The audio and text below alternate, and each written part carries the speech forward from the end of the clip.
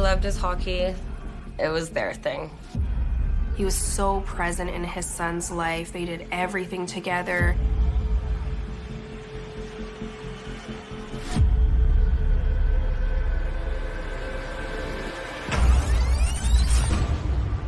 He was meant to take care of kids and give them a second chance. Ricardo Hebe is doing everything he can to be a positive influence in these kids' life. He's stabbed 3 times in the chest and he's left for dead. Is there an old score to settle? Is this something from Ricardo's past? We have this murderer out on the streets. Everybody was scared. A lot of the details were just so gruesome. The final moments of Ricardo Hebe's life must have been horrifically terrifying.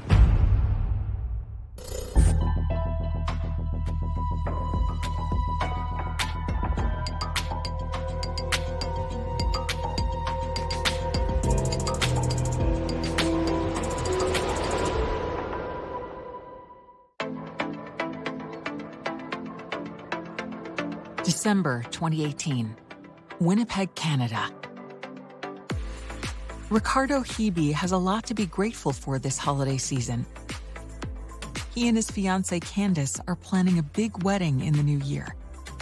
And he's found success in the real estate business.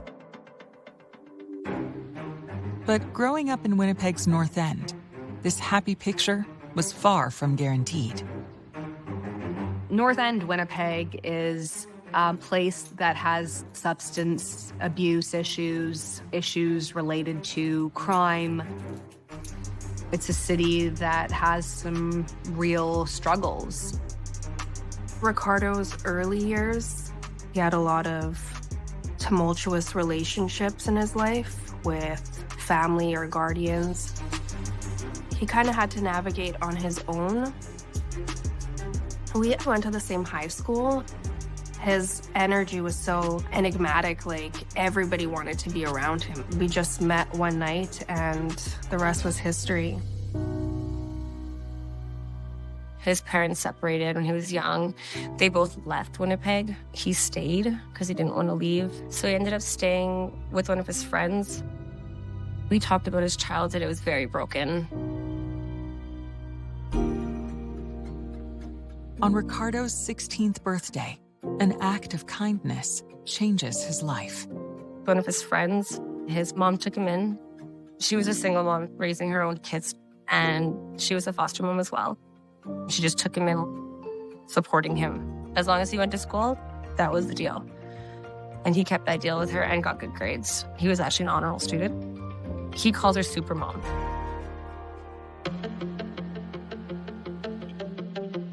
After Ricardo graduates from high school in 2002, he is touched by another act of kindness that changes his life. We met through a mutual friend of ours, Sean. I've been doing home renovations and construction for 15 years now. He's like, oh, would you mind if I worked with you?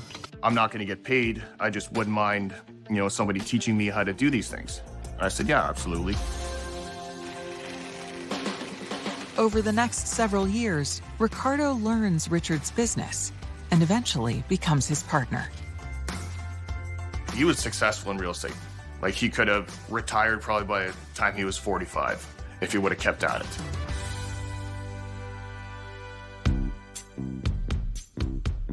Then, in December 2010, when he's 26 years old, a mutual friend introduces him to Candace Woloshyn. He was this mean-looking guy, but so friendly and nice. So his laugh and his smile right away. And then we just hit it off there. He said, you're mine. And I said, okay. He ended up signing his name on me that night. And I came home. My mom was like, what the hell is on you? And I was like, oh, God. I was like, I found my love. I'm like, he signed me. So we're stuck together now. I was like, I found my forever.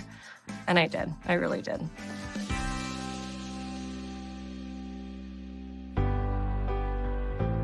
A year and a half later, Candace gives birth to a baby boy. I can't even explain it. Just seeing his eyes holding Junior, that was his world. Everything was about him. He had to be with him 24/7.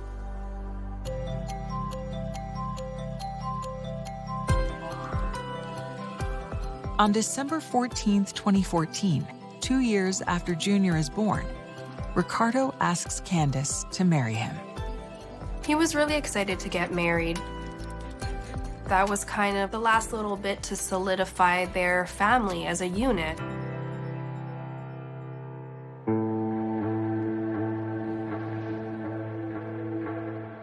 But a chance encounter puts those plans on hold. A couple of friends were doing group homework, and I think when he went there, he looked at these youth and he saw part of himself in these kids. A group home is an environment where multiple people who are vulnerable live together. And it really hits home that these teenagers are just like him, who need stability, who need guidance.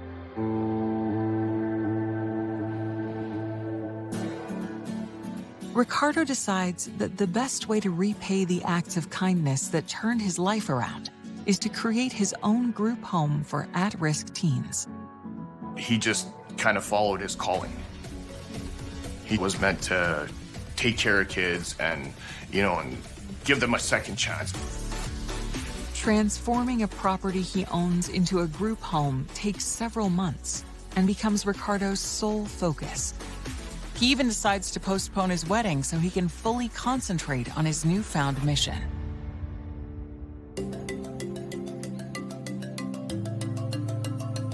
He signed up with an agency, which then certified him. He was approved, and 3 teenagers were placed in his care. He gets to do what he loves, and he gets to keep kids off the street. And the kids loved him. He would take them to the gym. He was adamant on them going to school. He did everything with them. He wanted them to do better. They would laugh, like they would even call him the dad. They looked up to him. It was like home. We'd have supper there with the kids. Our kid was there all the time.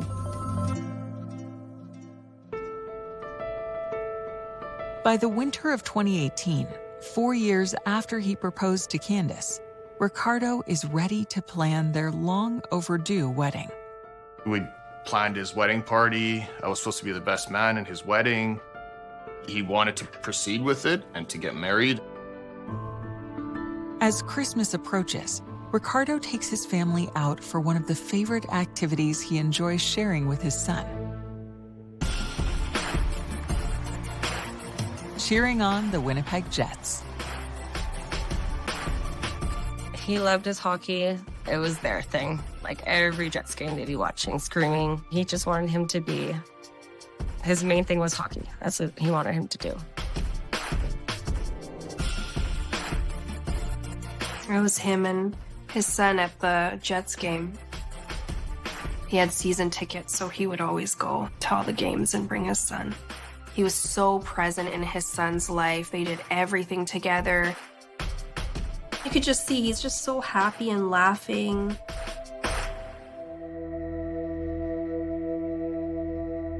They don't know that this happy night will be their final moments together as a family.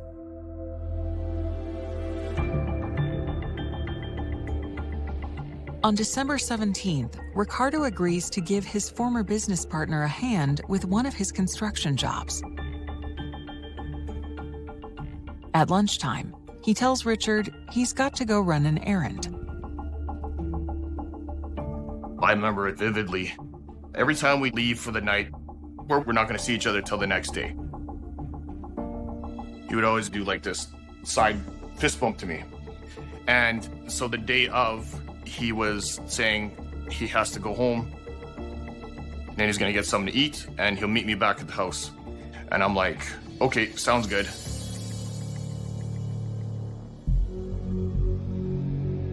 And then he did one of those fist bumps.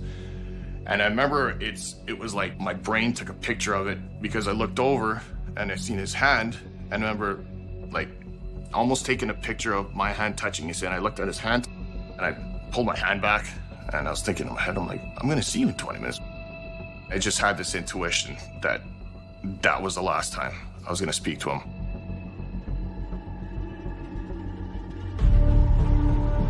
At 2:30 p.m., a call comes into the Winnipeg police reporting a disturbance at Ricardo Hibi's group home. Ricardo Hibi was on the phone with a lawyer at the time. So the lawyer hears a commotion, knows that there's something wrong.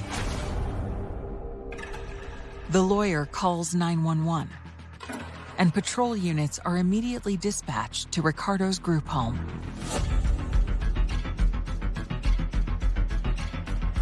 They find Ricardo Hibi on the ground, covered in blood. Detectives try to decipher a clue that could crack the case. Somebody is lying.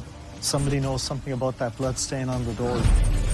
While they grapple with the question of who would want Ricardo Hibi dead. We have the citizens coming together in uproar, thinking, what is going on in our city? What did he do wrong? Nothing. He opened the door. He's trying to defend his home and defend the children in his care. I didn't see real. I lost it because it was like a nightmare.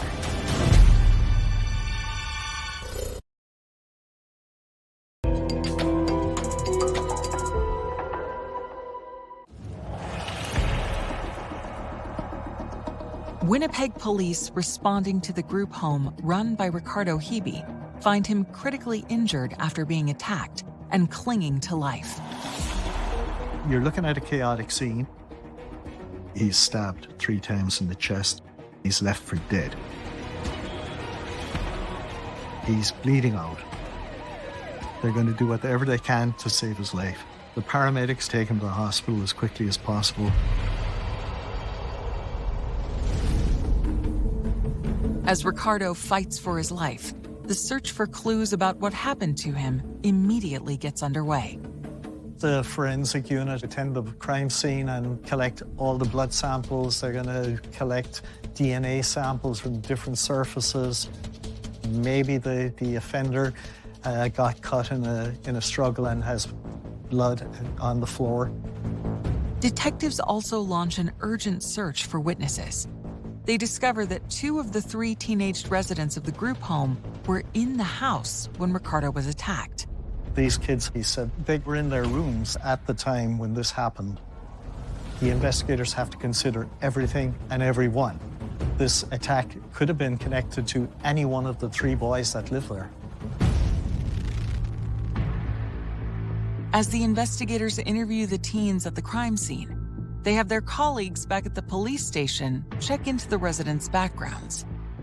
Investigators ask the gang unit and in the drug unit if there's any open investigations involving the group home or the people who live in the group home. But they find the opposite, that Ricardo Hibi is running a really clean ship and he's doing everything he can to be a positive influence in these kids' life. They actually have a lot of respect for him and they speak very highly of him. The teens also tell the police there's one more resident of the group home who's known to everyone as CH, but they haven't seen him all day. CH was not there at the time. It's imperative that the investigators find CH and interview him as well. Detectives get the addresses of CH's school and work and begin trying to track him down.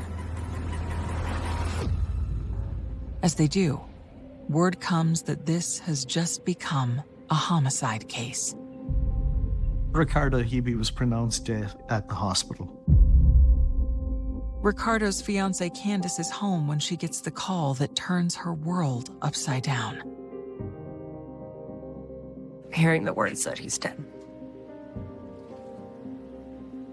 I didn't see real.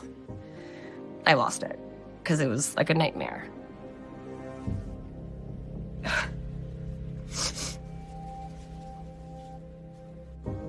I couldn't speak. I couldn't think. I couldn't breathe half the time. I would lay there like begging him to come back. He was my everything. Losing him literally destroyed my life.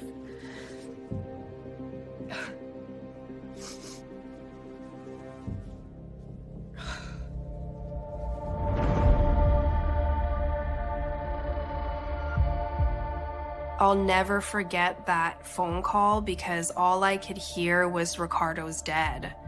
And instantly I dropped the phone. I couldn't breathe. I fell down. I was crying. Thank God my husband was carrying our child because I was completely distraught. It was just heart-wrenching. As Ricardo's stunned loved ones try to cope with the terrible news, Winnipeg detectives continue looking for reasons and potential suspects. Why did the suspect do this? Is there an old score to settle? Is this maybe something from Ricardo's way past and somebody has asked this guy to go there and kill him? Who knows? But you can't rule out any of these options. He didn't have any enemies. He didn't have anybody that had a personal vendetta against him. He never screwed somebody over. Investigators examining the crime scene make a major discovery that they hope will shed light on what happened. There's a camera showing the exterior of the residence, so it would show anyone coming up to the door. Police are able to quickly review the surveillance video, and when they do, they learn the camera was an eyewitness to the murder. They are able to play back Ricardo Hibi's final moments. The surveillance footage shows a man in a black coat walking up to the group home. There is a brief interaction. You can't hear what's said, but the man in the black coat pulls out a knife, stabs Ricardo 3 times. The crime was shocking. Here's a guy who is running a group home for vulnerable children. What did he do wrong? Nothing. He opened the door. He's trying to defend his home and defend the children in his care. And then he gets stabbed. The final moments of Ricardo Hibi's life must have been horrifically terrifying. Despite showing the murder, the footage yields no clues to the identity of Ricardo's killer. Unfortunately, the images are grainy, they're fuzzy, and they're just not good. The exterior camera showed the suspect wearing a black jacket with a fur-trimmed hood. The hood was up. The footage shows that Ricardo's attacker approached from the street and never entered the house. The 2 kids who were in the house, they're ruled out at this point. For detectives, it's now more urgent to find the one resident who was not home at the time of the murder, CH. It's imperative that the investigators find CH and interview him. Maybe he knows something that the other kids didn't know, and also to be able to account for his location at the time the offense happened. It's not clear where CH was at the time of Ricardo Hibi's death. Police are just trying to piece together if he's connected to all of this.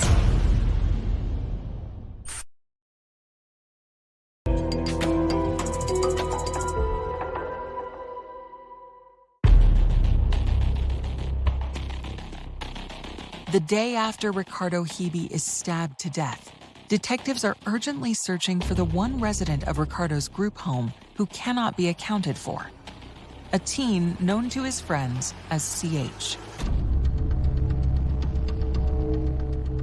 At this point, the investigators still haven't tracked down CH.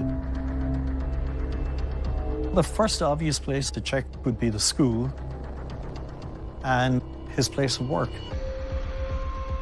It turns out that he didn't attend either of them on that day, which is a little weird because he was expected to be in school and he was scheduled to be at work, but he didn't show up for either. And there's no account of where he is or where he could be. So they cannot rule him out or rule him in any way at this point.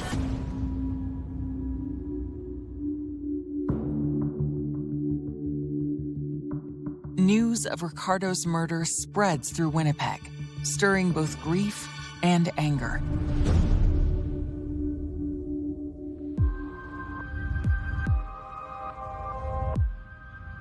This was quite a high-profile murder in Winnipeg. It affected a lot of people. And the question I kept coming back to was, for what? Why did this happen? There's really no clear answer. I thought it was just so brutal because of the fact that Ricardo was quite a pillar in the North End of Winnipeg. It was just such a sad story. I mean, this man dedicated his life to trying to help young men who were in a similar position to him, so it seemed just so tragic that he would die while doing something good for the community. It just felt very cold and brutal. We have the citizens coming together in uproar, thinking, what is going on in our city? We have this murderer out on the streets. We're all going out in support because we don't want this to die in the media. We want it to be up close and personal with every resident of this city because this is all of our issue.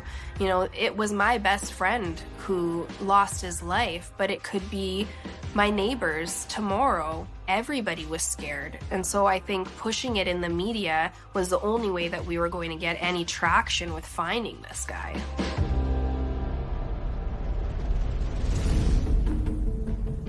Two days after Ricardo Hibi's murder, as detectives continue to search for CH, police get an unexpected visitor. On December 19, CH arrived at police headquarters and tells the officer at the desk that he understands that homicide investigators want to speak to him. He tells police that he doesn't know who would have had reason to attack Ricardo. He doesn't believe it had anything to do with him. He certainly denies being part of the attack or having any knowledge whatsoever of it. The investigators want to know, where was he at the time of the attack? CH tells the investigators that he was at his girlfriend's house. His alibi is that he spent the whole afternoon with her, and that's why he didn't go to school, and that's why he didn't go to work. He said that he was dealing with some relationship issues, and that's why he hadn't come forward. And he claims that he didn't know anything about the homicide until he had recently heard about it, that police wanted to speak with him.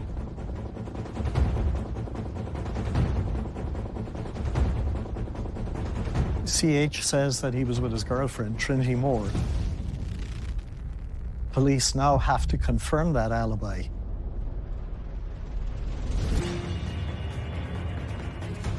CH gives detectives Trinity's address. They head straight to her house to check his story.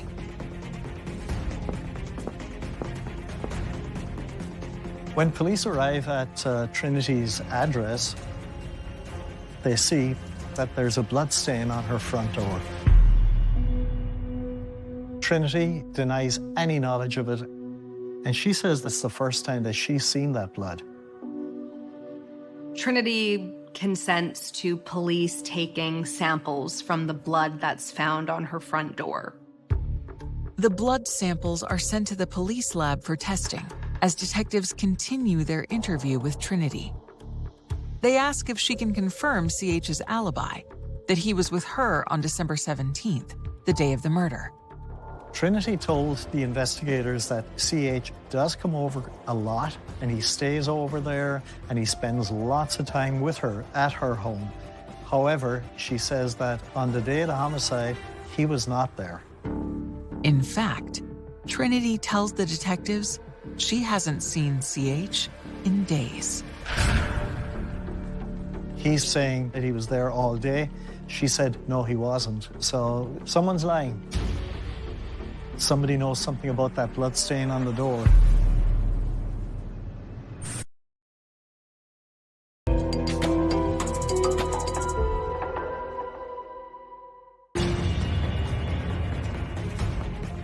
Detectives investigating the stabbing death of Ricardo Hibi believe a teenage resident of Ricardo's group home has lied to them about where he was at the time of the murder.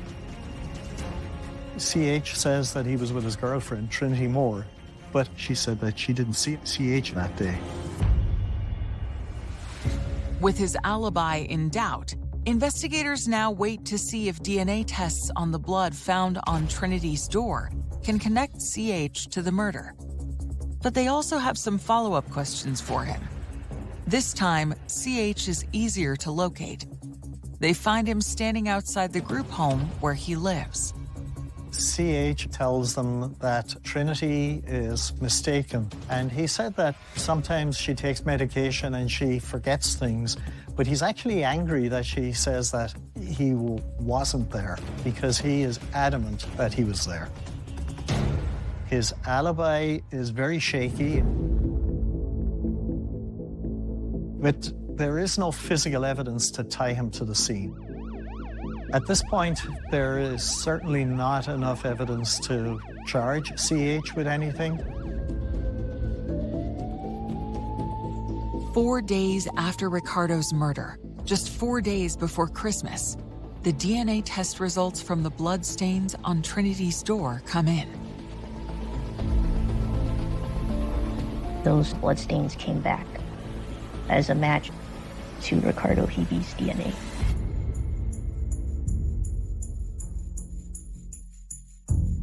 It is not contaminated with anybody else's DNA. It is Ricardo Hibi's DNA, and it is definitely something that happened after his attack. This is a huge break in the case because now there is a direct link from the crime scene to Trinity's front door. So somebody who killed Ricardo went through that front door and deposited Ricardo's blood on the door. The test results convince detectives that Trinity knows more than she's told them about how Ricardo's blood got on her door. They rush back to her home to confront her. And that's when her story about the day of the murder changes. She says that CH was there, that he was actually hiding in the back room. Trinity told the investigators that they have a rocky relationship at this time, and they had a fight.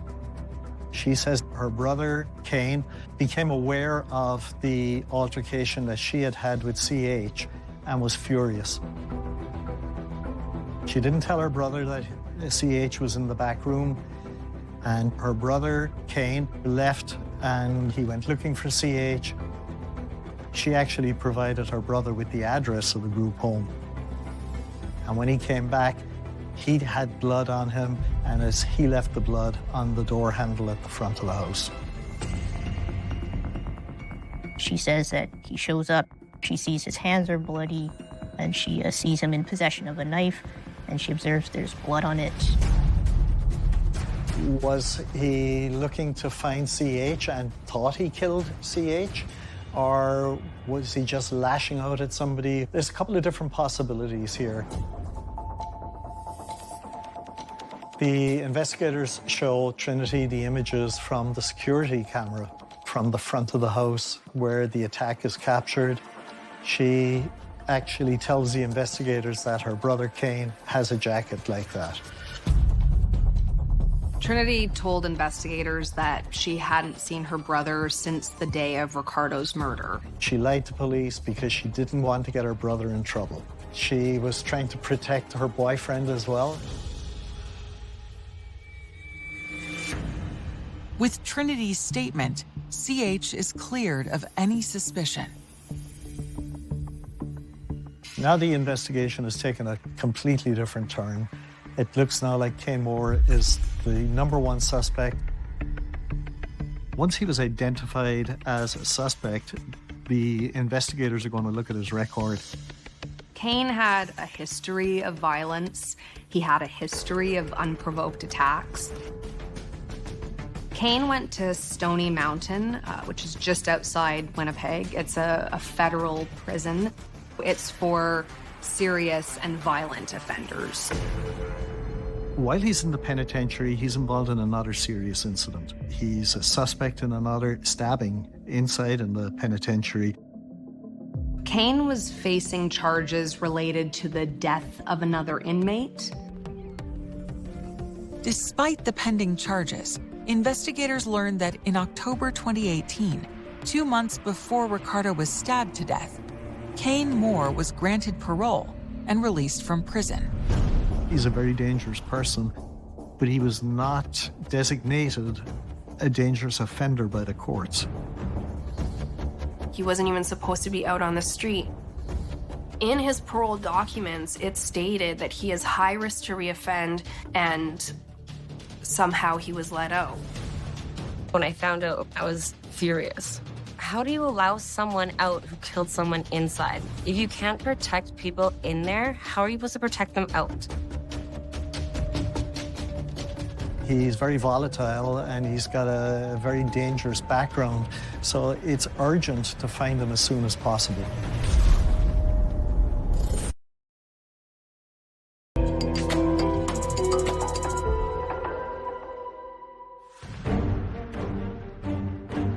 Winnipeg detectives are on the hunt for 21-year-old Kane Moore, the prime suspect in the murder of Ricardo Hiebe. At this point of the investigation, the investigators have to find Kane Moore. It is imperative that they find Kane Moore. Kane's sister, Trinity, tells the detectives that she has not seen or heard from him since December 17th, the day of the murder. Investigators begin tracking down other family members, hoping for a lead to his whereabouts. His family are somewhat cooperative. They say that they haven't seen him in quite some time, but it can only be taken at face value because they could quite easily shelter him. The investigators went to all the known hangouts and the areas where Kane Moore has frequented and is known to frequent. They're not getting the best cooperation in these neighborhoods. Nobody wants to be seen speaking to the investigators. Nobody certainly wants to cooperate with them. And they draw a blank. They're not getting anywhere. Kane Moore's parole has been revoked at this point, so the investigators get a Canada-wide warrant for Kane Moore. They'd circulate a bulletin with his picture and his description to every officer. After 2 weeks of an intensive search that began just before Christmas, police still have no sightings of Kane. Nobody knows where he is. It looks like he's gone to ground and nobody can find him. He's on the run.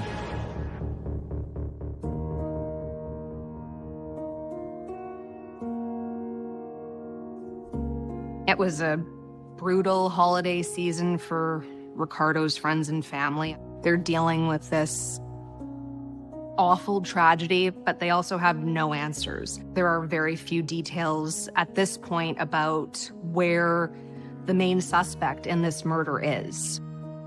It took a huge toll on me, physically, mentally. I wasn't eating, I wasn't sleeping from the stress of it. That just completely shattered everybody. It's unexplainable. My brain was numb.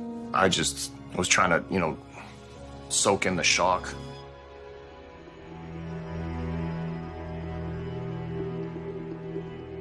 Another week goes by with no progress in the manhunt. Then, on January 6th, 2019,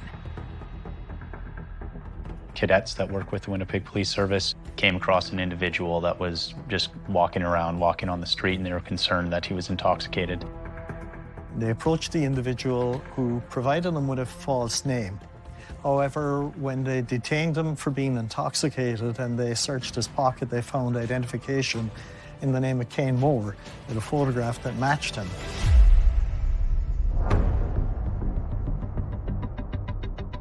Once cadets clue in and realize that they have the main suspect in Ricardo Hiebe's murder, they call detectives immediately. The cadets take Kane into custody and bring him to the station. Kane Moore was arrested wearing a black winter jacket. The man who appeared in the surveillance video taken of Ricardo Hiebe's death was also wearing a black jacket. But when detectives show Kane the images from Ricardo Hibi's security camera, he insists it's not him. He doesn't give anything up. Kane Moore clams up, he denies any involvement in the murder, and he asks for a lawyer. Kane Moore never admits to attacking Ricardo Hibi, and he never admits to killing him. But when investigators examine the jacket Kane was wearing when he was arrested, they make a critical discovery. Police found blood stains inside that jacket. Investigators test the blood that's found in this black jacket, and the DNA matches Ricardo Hibi's DNA. Kane Moore is arrested for the murder of Ricardo Hibi.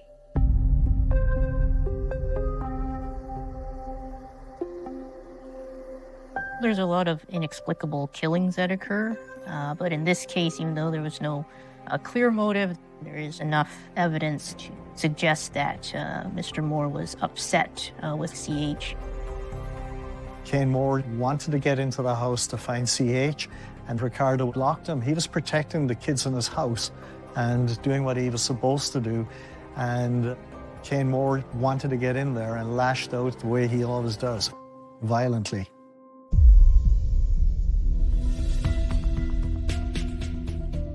Kane Moore is charged with 1 count of second-degree murder. Ricardo Hibi's loved ones are shocked to find out he was killed by a stranger. Kane Moore, he's never been around us. We never had him at the house. Like, we had no idea who he was. The news kind of came out that it was just some random guy. I was angry. We'll ever sit down and have a conversation if this guy asked me for forgiveness. I don't think I could do that.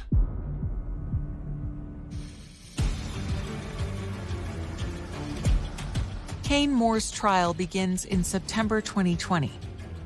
Prosecutors are confident they have the evidence to convict him of murder. They call their star witness, Trinity Moore, the accused killer's sister, to the stand and ask her about what she saw the day Ricardo was murdered. Trinity Moore gave a sworn statement to police that her brother Kane Moore showed up, that she saw he had bloody hands.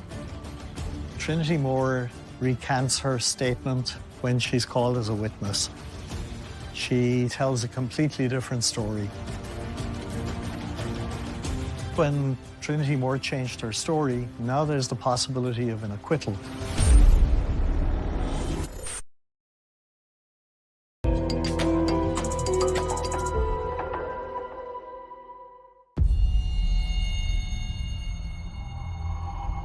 Kane Moore is on trial for the murder of Ricardo Hibi. Prosecutors expect his sister, Trinity, to testify that he came to her home after the murder, covered with blood, and confessed. But her testimony stuns them. When she gets up on the stand, she completely contradicts what she had told investigators.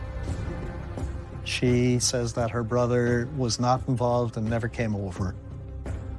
She said that when she spoke to police, she didn't know what she was saying because she was high and drunk at the time.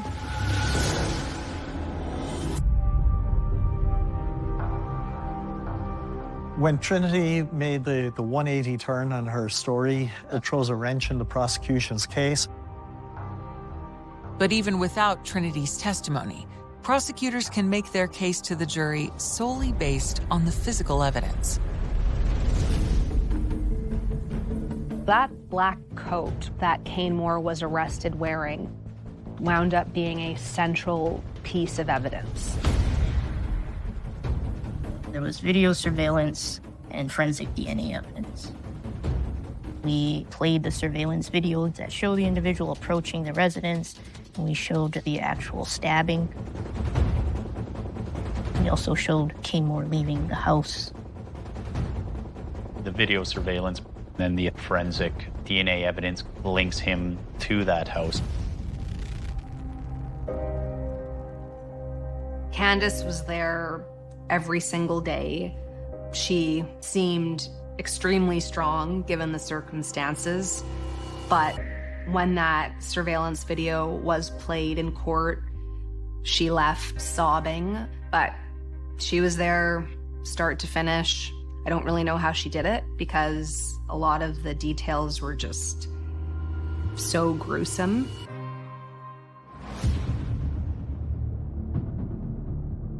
The jury deliberates for 6 hours. And on September 24th, 2020, reaches its verdict. He was convicted of second-degree murder.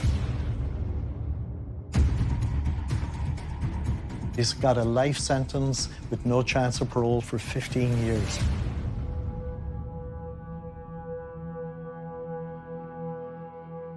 For Ricardo's family and friends, the sentence only adds to their pain. He did not deserve anything less but life in prison with no eligibility for parole. And that's something that is still hurting us because he's still going to be eligible to come out eventually. It's a really sad irony because Kane Moore is the exact type of young man Ricardo Hebe would have wanted to help. So you can't help but wonder if things could have gone differently.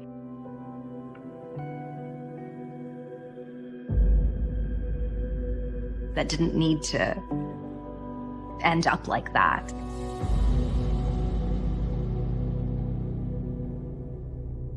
I accepted that there's nothing I could have changed. There's nothing that anybody could have done. It wasn't even supposed to be for him. This shouldn't even happen. He was taken from me. Not having him around, I am very, very lost still.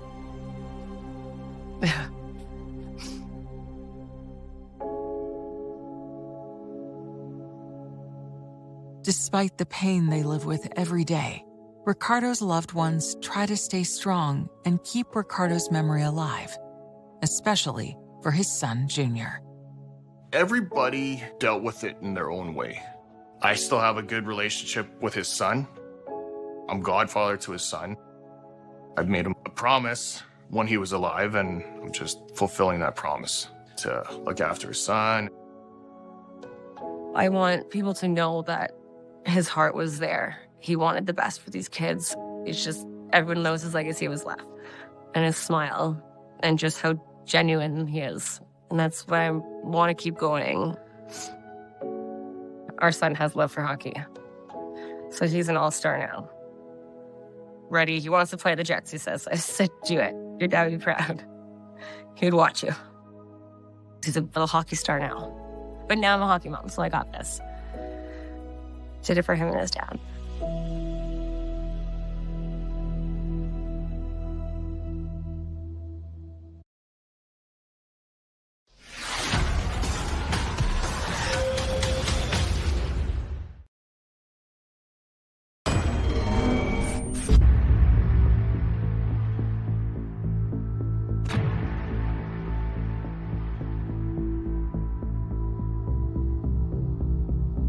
These kids were so innocent. They were Christian kids. They were really made for each other.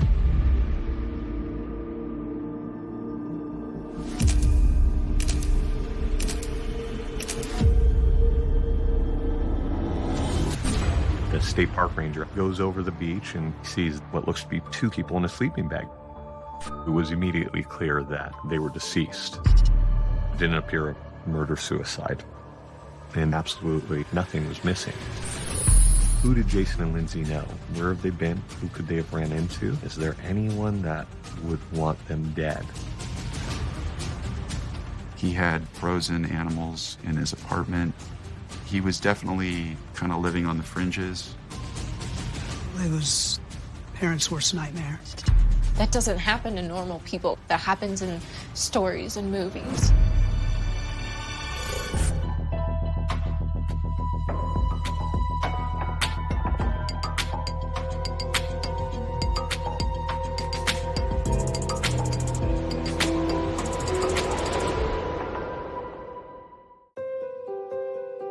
August 2004, El Dorado, California. Lindsay Cutshall and Jason Allen are beginning one of the most exciting times in their young lives.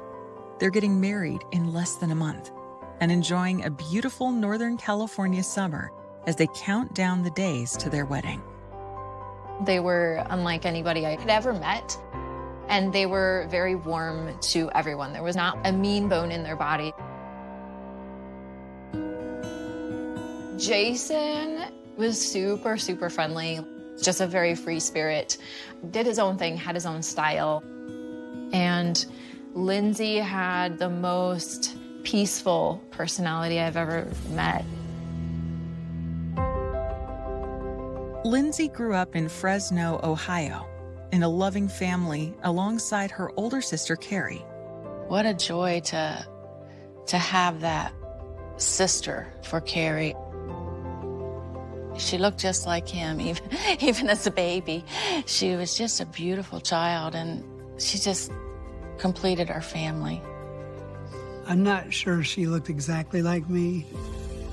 Once when she was doing a harvest party thing, she dressed up to look like me.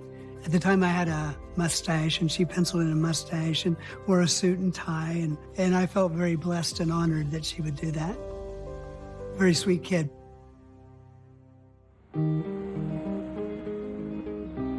They went to public school up to a certain grade, and then we homeschooled. Her social life was here at church. Our church was kind of the center of not only our lives, but our girls as well. We really emphasized being a spiritual family, and that's exactly what we are. When she was a little girl, she told her mother and I that she'd like to be a missionary, and we were really pleased and proud of her for that. After earning her high school diploma, in 2003, Lindsay is accepted to a Christian college in Bradley, West Virginia, 220 miles from her home in Ohio. Her older sister went to Appalachian Bible College, and so that's where Lindsay decided to go. She was really involved in the outdoor life ministry they had there. The school's outdoor ministry combines nature activities like whitewater rafting with religious instruction. She really was good at counseling young kids and leading them and showing them Christ. During her first semester of college, Lindsay has an unexpected, life-changing moment when she meets 26-year-old Jason Allen. He had graduated and went back down to be a whitewater rafting guide, and that's when they got together. Jason is from West Michigan and shares Lindsay's passion for spiritual outreach through the great outdoors. He came from a great family, and he grew up in a wonderful home. Jason told his parents when he was just a little guy that he felt called to be a missionary. I believe that God brought them together for that very purpose. These kids were so innocent, you know. They were Christian kids. They were really made for each other. Just 5 months later, in February 2004, Jason approaches Lindsay's parents about taking his relationship with their daughter to the next level. Jason came to talk to me while we were sitting in our living room. And then he said, I am so nervous. And so he actually asked for Lindsay's hand in marriage, and I said yes. And they were just a puzzle piece that fit together.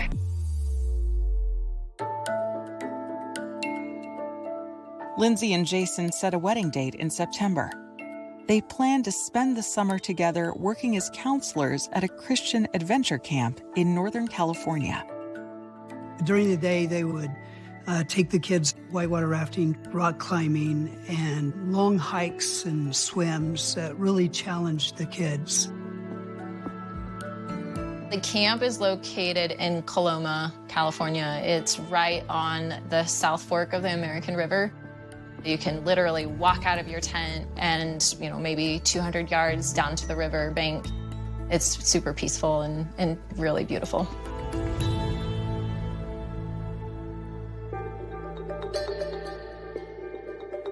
On the 1st of June, 2004, Lindsay and Jason load their car for the drive from Ohio to California. The last time we physically saw her, she was a little nervous. And I remember seeing her walk off, and it was kind of like some of these things you look back now on. It's almost like you had an inkling. It's really weird, I don't know. You know, the female intuition type thing.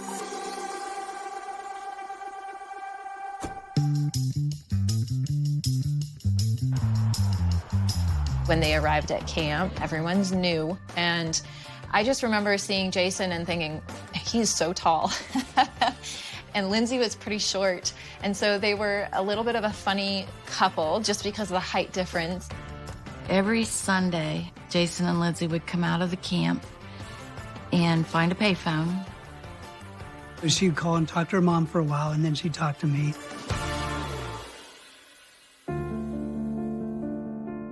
On Friday, August 13th, as their exhilarating summer begins to wind down, Lindsay and Jason plan one last adventure. They head out for a 2.5-hour road trip to San Francisco. Everybody had the weekends off. That last week, their plans were to go out to see the Golden Gate Bridge and camp and get away because it was the last weekend and they wanted to spend some alone time together as a couple. Sunday early evening, you would be expected back to camp around 4 or 5 o'clock because that was when we prepped for the week. That Sunday evening, the couple doesn't return to the camp. They took work serious. So when they didn't show up, first it was like, this is weird. What's going on? But nobody jumped to any kind of crazy conclusions. They thought, oh, well, maybe they got stuck in traffic, or maybe their car broke down because they drove a really old car. When Lindsay fails to make her weekly call home, her parents grow concerned. We were nervous when the phone call didn't come because she never missed a Sunday. When Monday rolled around, the concern was growing because we were thinking, okay, well, if their car did break down, I'm sure they would call us by now. But nobody knew where they were. And that's the moment where you go to that dark place of thinking the worst.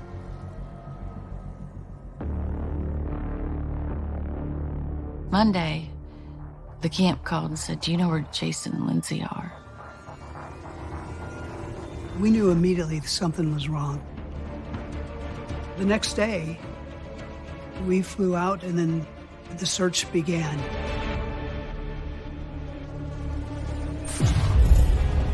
Investigators discover a window into Jason and Lindsay's final moments.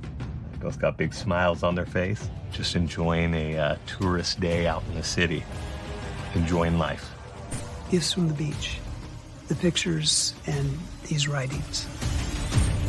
And chase a possible killer who stays just out of their reach. He was definitely living on the fringes, alternate lifestyle. He was somewhat savvy with weapons. She had messaged him saying, maybe I should just go turn you in for that 50 grand reward. And why don't you go shoot some more people and try to get away with it?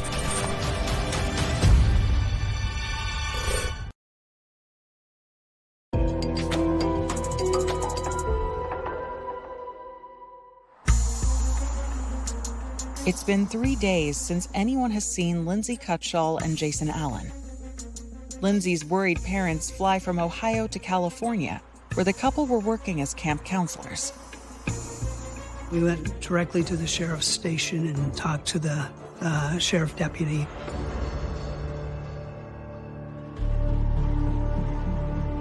We get missing persons cases all the time, and most of the time it could be anything. It could be something simple. He said, maybe they went and got eloped and got married. I said, no, they wouldn't have done that. They're excited about this wedding. They're serious about this job. That just wouldn't have happened. Deputies tagged the license plate of Lindsay's red car as missing in the DMV database.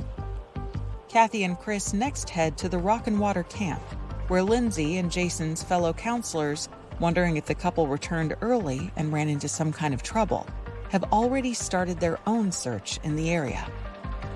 They're all outdoor adventure type people, so they knew the places where they could possibly have fallen and gotten hurt.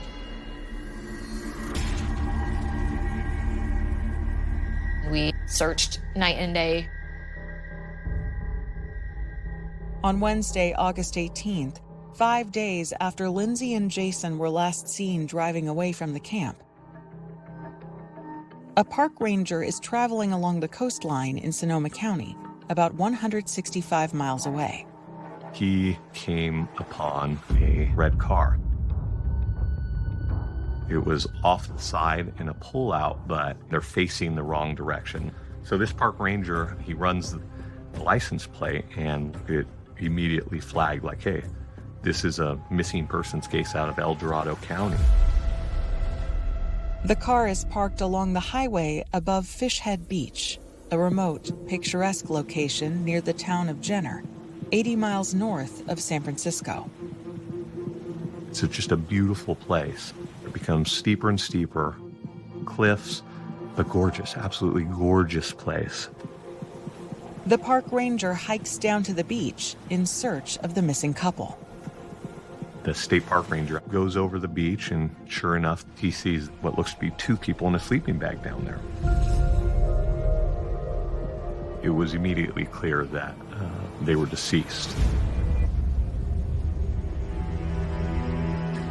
The ranger alerts the sheriff's department, and deputies rush to the scene. More deputies arrive, and they secure the scene. Deputies discover that both young victims were shot once in the head. In backpacks next to the bodies, they find 2 driver's licenses, identifying the victims as Lindsay Cutshall and Jason Allen.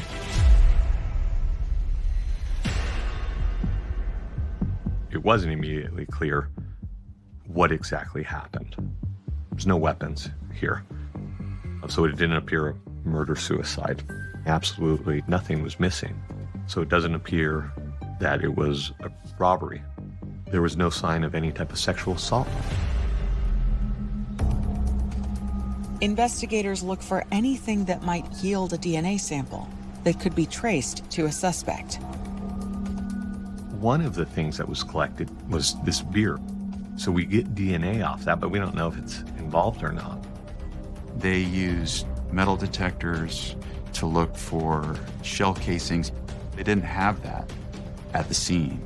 The killer collected the shell casings off the beach after the murders. So that's just a cold, calculated murder. As the investigators continue to process the crime scene, news of the awful discovery quickly makes its way to the camp and Lindsay's parents. But they're dead.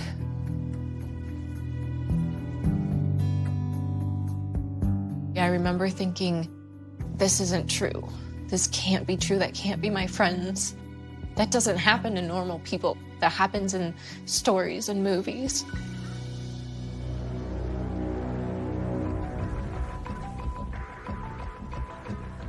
Back at the beach, detectives find a disposable camera in Jason's backpack. Hoping there might be photos containing clues to what happened, they send the film out to be developed. Several hours later, the photos come in.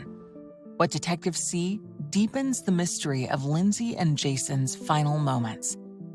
Nothing in the pictures indicates that they were in trouble or feared for their lives. As horrible as it is, how cool. Because there's photos of them. You see the San Francisco skyline in the background. They both got big smiles on their face. Just enjoying a tourist day out in the city. Enjoying life.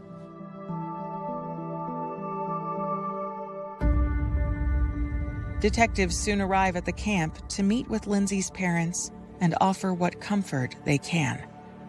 It was really hard to fathom why in the world anybody would kill them.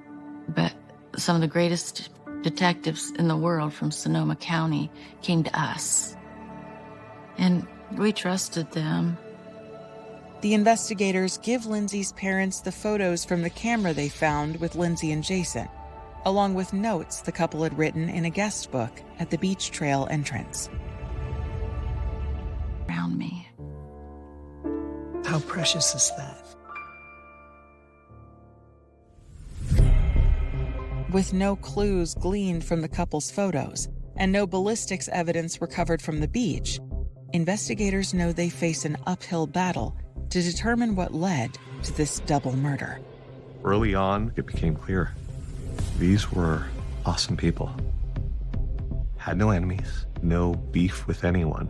There was no one that would want to hurt them. There was no comforting information as to who did this, why did they do it, what was their motive, because it was so bizarre. They were beautiful people that didn't have enemies.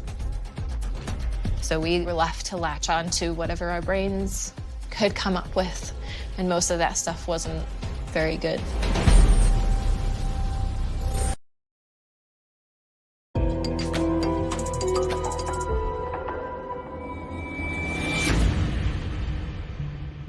Sonoma County detectives investigating the murders of Lindsay Cutshall and Jason Allen can find no immediate explanation for why the couple was shot to death on an isolated beach, and nothing pointing to a suspect. It's who did it? And you start looking into, okay, who did Jason and Lindsay know? Where have they been? Who could they have ran into? Do they have friends around here? Who could it be? Is there anyone that would want them dead?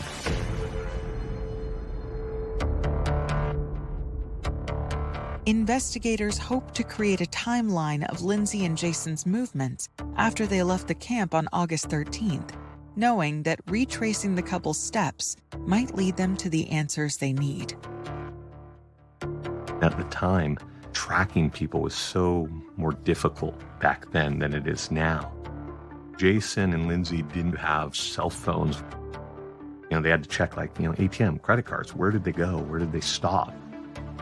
A charge receipt informs detectives that the couple arrived at their first stop on the morning of Saturday, August 14th. We know that they were in San Francisco, that they did a little bit of shopping. They used their credit card there and got a couple of small items.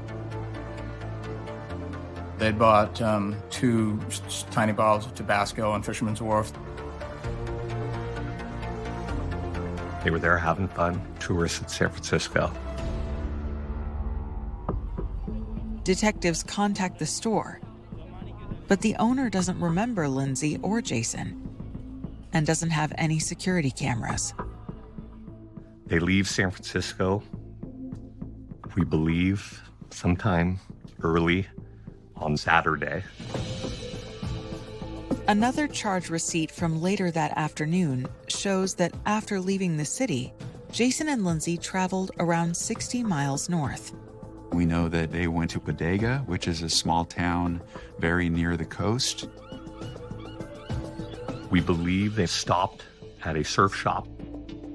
Detectives contact the surf shop owner. He tells them he does remember Lindsay and Jason. By his account, they were inquiring kind of where to stay. They had asked, where would be a good place for us to, spend the night and do some camping. And they were just, I think, generally steered toward the coast.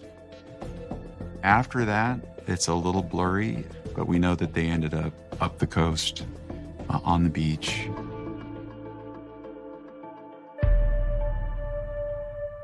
As police try to put the pieces of Lindsay and Jason's journey together, word of the murders hits the media.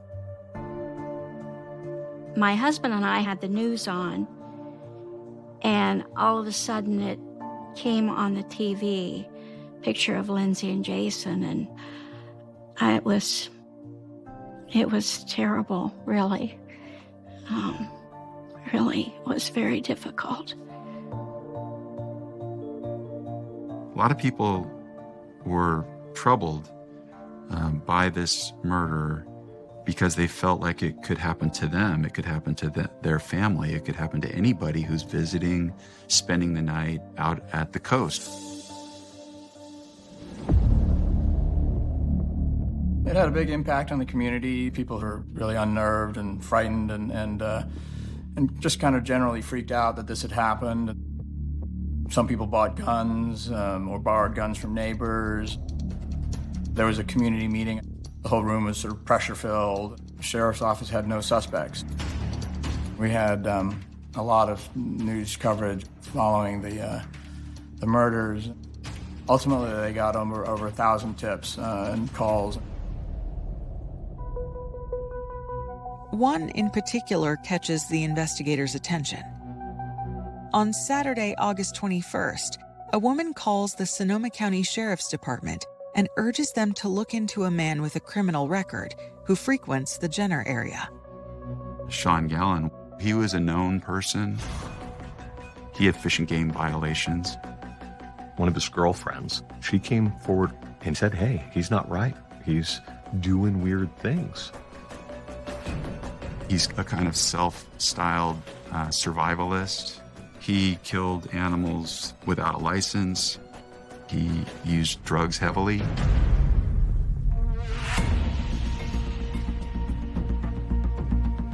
Although Sean Gallen only has minor charges on his police record, it's the best potential lead detectives have. They rush to his home in Guerneville, 20 minutes inland from the beach in Jenner. They questioned him about those murders, and he denied any involvement in the Jenner murders. He was adamant, denied it. Wasn't him. At that time, they searched his apartment. They found guns, ammunition, Kevlar vest, a spear. We had our thoughts, our suspicions. There was a hope that there would be some way to link him to the Jenner murders.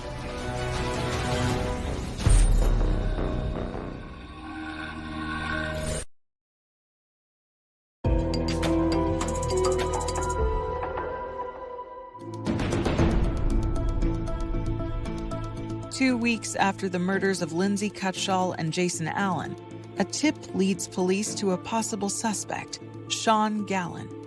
A search of his home turns up guns and several strange items.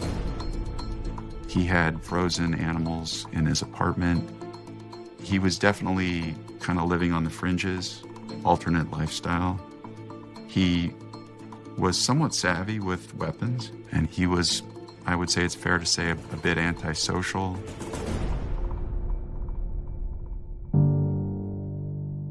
But with no ballistics evidence recovered from the murder scene, Sean's guns cannot be connected to the murders, and nothing else found in his apartment ties him to the crime, despite investigators' suspicions. The case is back to square one. Devastating news for Lindsay's parents, who have remained in California seeking answers. I think we kind of expected an arrest. We were there a couple weeks, and then when we came home, we had their memorial service to get ready for, and brought it over to her memorial service, and it was really special, very special. 8 weeks after the murders, California authorities, desperate for new leads, offer a $50,000 reward for any information on Lindsay and Jason's deaths. It appears to reignite the case. We got so many tips on this case to the point where there was a room, binders full, whole wall full of it. And these are hundreds of people coming forward saying they saw them. Whether they did or not, you could never confirm. The tips range from suggestions that the couple stumbled onto a drug smuggling ring to them being victims of the notorious Zodiac killer. Detectives follow up on every one, but they all come up empty. It's tough because it could be anything. People lie, people see things differently. You never know what you're getting, but you still have to look into every single one, because you never know which one's going to be the tip that has some validity to it. Weeks, then months, then years go by with no new developments. And yet, detectives refuse to file the case away as unsolvable. You want to work a case involving young kids like Jason and Lindsay, who were still in touch with their parents. You want to bring them some closure, any closure. You want them to have some answers. So it was something that kind of consumes you. Even though it could sometimes be referred to as a cold case, it was never a cold case. There was always a detective assigned to this case. We probably went out yearly to talk to the detectives, and they always gave us hope, and they always told us we'd find that person. We really grew to love the detectives and appreciate them, and just saw their passion and their desire to find the killer.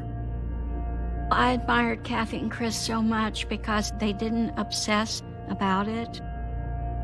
I'm sure at times when they were alone that they wondered, you know, would this ever be solved?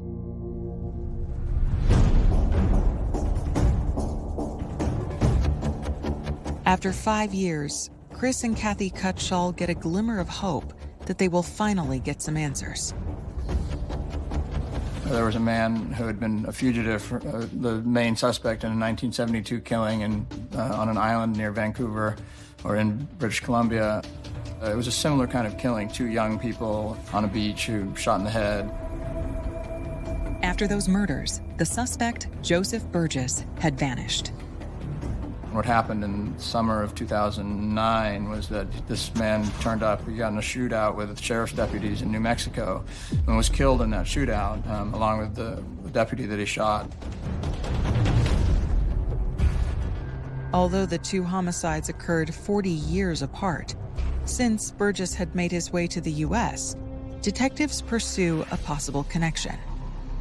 They had his DNA, and so we tested that DNA. And it didn't match with what we had. That was a really frustrating moment for everybody involved who thought that perhaps they had gotten to the bottom of it.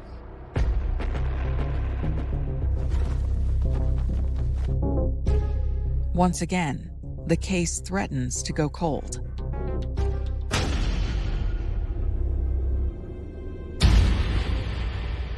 Then, on Friday, March 24th, 2017, 13 years after Lindsay and Jason were murdered, a 911 call comes into the Sonoma County Sheriff's Office, reporting a shooting.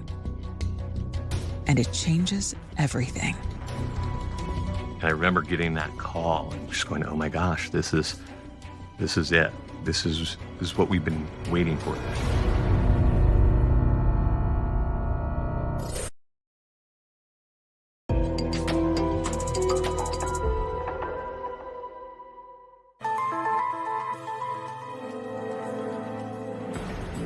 March 24th, 2017. The Sonoma County, California Sheriff's Office receives an urgent call about a shooting at the Gallen family home. When detectives arrive, they discover 36-year-old Seamus Gallen has been shot to death. The suspected killer is his brother Sean. What occurred is Sean was at home. His mom was home. Seamus was home as well. Sean was angry at his brother, Seamus, for whatever reason. I don't think we'll ever truly know. He kept a rifle at the time in his vehicle, and he brought it upstairs and pulled the trigger, let out a volley of shots, hitting Seamus. The suspect's name has a familiar ring to investigators. Sean Gallen was the first suspect in the murders of Lindsay Cutshall and Jason Allen 13 years earlier. Despite their suspicions, investigators could not find any evidence tying him to those murders. But there's plenty of evidence against him in this case. There wasn't any good reason for it. And the day that he shot Seamus was just a normal day. Words were exchanged, and that was just all it took. just an argument. He shot him point blank, and then he fled. They were able to track him down. There was a short chase. He was caught.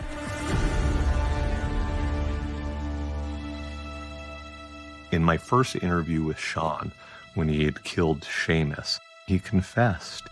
It was clear. He described how he did it. It was a fully functional AR-15 style rifle. And he says he put it in full auto and pulled the trigger. I believe it was probably like 7 shots, the initial volley. The rifle stopped after that initial volley of shots.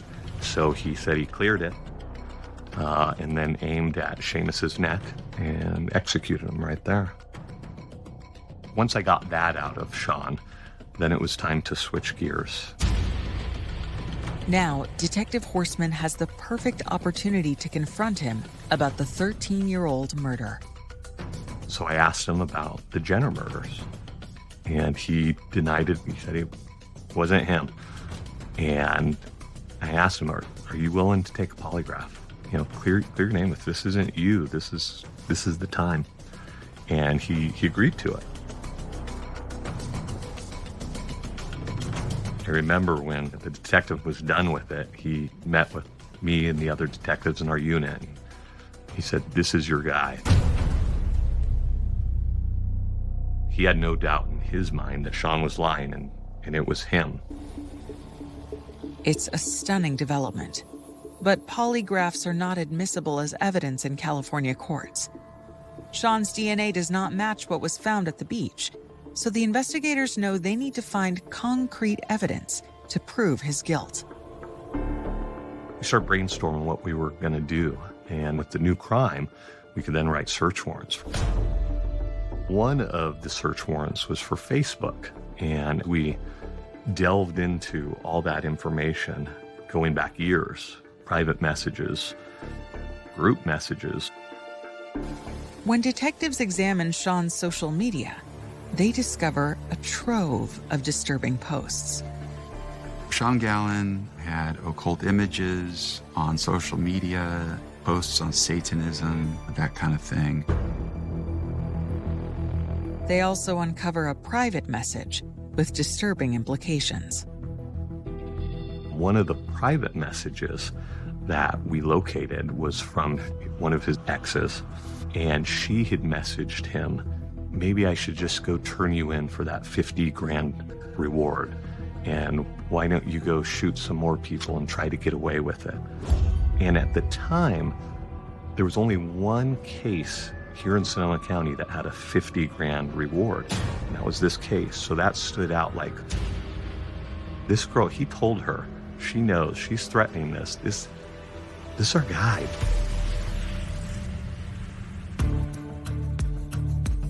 Detectives immediately track down Sean's ex-girlfriend. But 13 years after the murders, she's a long way from California. She was now in England. And I said, if we can get to England and talk with her, maybe we can get her on our side and see if she'll help us. Less than 24 hours later, Detective Horstman is on a transatlantic flight.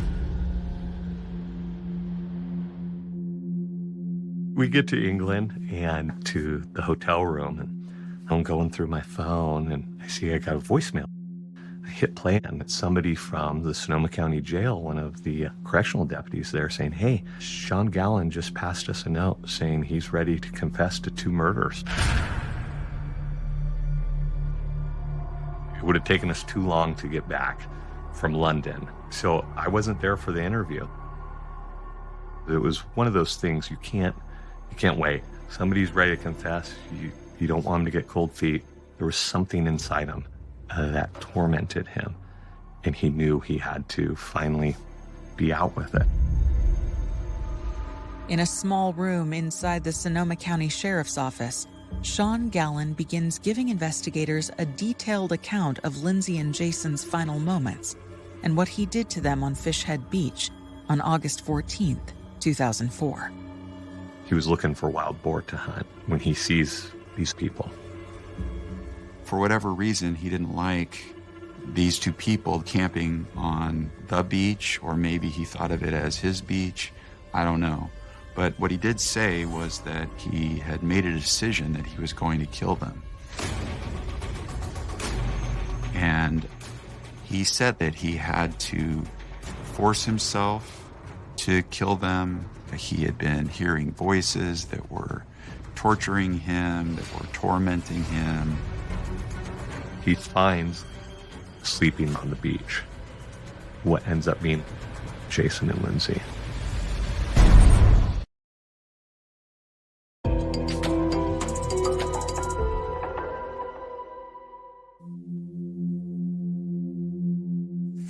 Years after Lindsay Cutshall and Jason Allen were shot to death on an isolated California beach, Sean Gallen is finally confessing to the murders.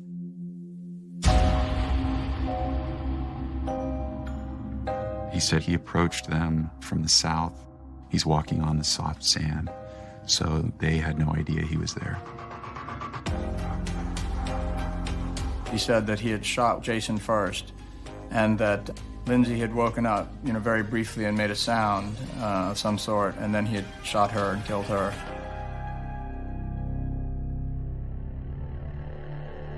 He said that after that, he collected the casings.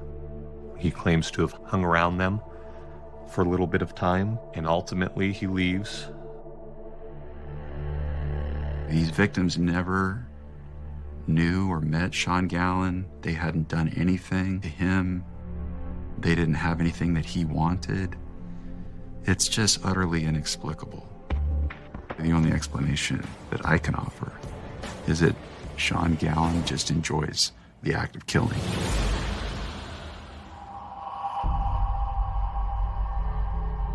My take on it is that once he realized that he was completely busted for the murder of his brother, he understood that he was done. He was going to prison probably for life. When he confessed to the murders, we wanted to make sure that it wasn't a false confession. He told them that he had put shell casings from the murder weapon into a soda can and tossed it into some blackberry bushes near what had been Sean Gallen's father's house.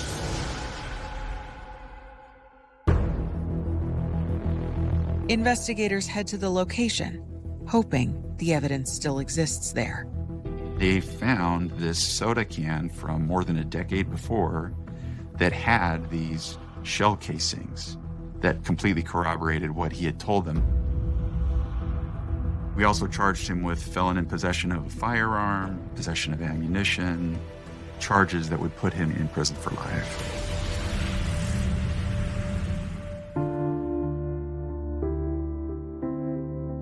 When he was arrested, all these things come flooding back and all these memories. It was a relief that everybody had been waiting for years, but also a shock. It's a really long time to have anyone not know why they died or what they died from. I think the hardest part was that it was a mindless crime, that it didn't have a reason, that it ended two people's lives who were phenomenal. Finally, we knew it would happen. We were happy. We were sorry that another person had to be killed for this, but it was like, well, here it is. It all came together.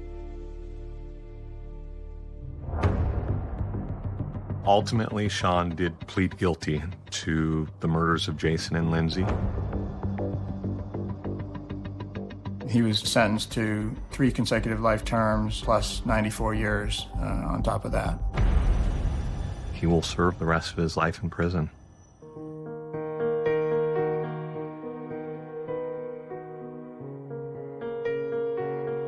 I miss the spontaneity that they had, that they were up for anything at any time. Always excited about life. We were very good friends, and I miss that. She had the best hugs. I miss her smile. She had a great smile, great outlook on life. Both Jason and Lindsay, they could teach me so much. Knowing how happy they were is comforting, very comforting. And knowing that they fell asleep that night on the beach and they woke up in heaven. They were happy together and loved each other and loved being together, and God took them home together.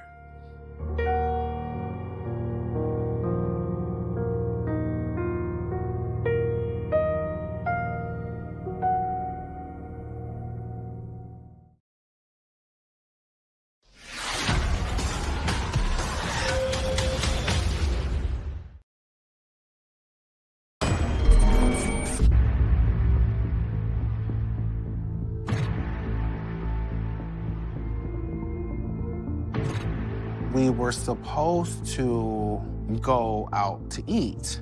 So she goes, let's do it after New Year's because we don't want to be outside with these clowns when they're acting up during New Year's.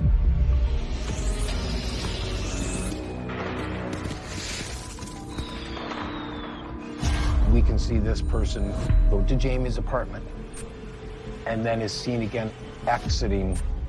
His sweatshirt was blood-soaked.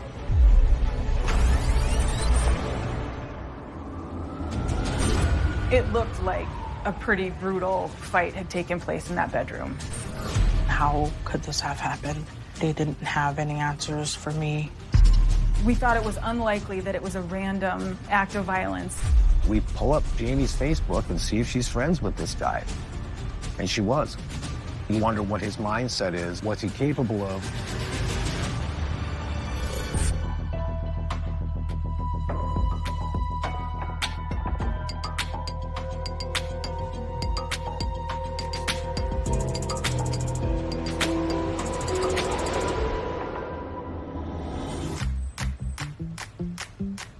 New Year's Eve, 2016. Sioux Falls, South Dakota. 28-year-old Jamie Wounded Arrow is looking forward to an exciting new year.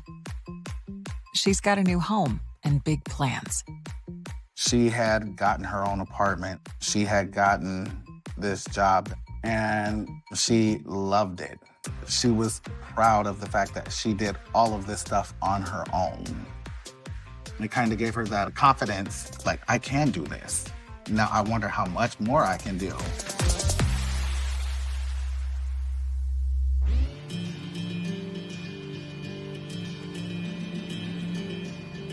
Born on the Pine Ridge Reservation in South Dakota and a member of the Oglala Lakota tribe, Jamie is the youngest of 8 children. When Jamie was born, there was a lot of us in the family, always trying to hold Jamie, always trying to be with Jamie. She was a complete mama's girl. She loved her mom. That bond that Jamie and my mom had together was unbreakable. Jamie has always been proud of her Native American heritage, and it is a central part of her identity. Being Oglala Lakota was like everything for her. There was like a sense of freedom, and I saw that from her. And there's another part of Jamie's identity that she's proud of. Though her assigned sex at birth was male, she has always identified as female. Jamie started to know that she was transgender and never hid that from day one. Especially how she would dress, the makeup, the way she carried herself, and into the schools. None of that was hidden. My mom would help Jamie, and they would get through things together. My mom was always there for Jamie. In some Native American cultures, the term used to describe a transgender person is two-spirited. It's pretty much used everywhere now as the Native American community. If you're LGBT, this is what you are. It's just something that we're born with. This is how we walk. We walk both worlds.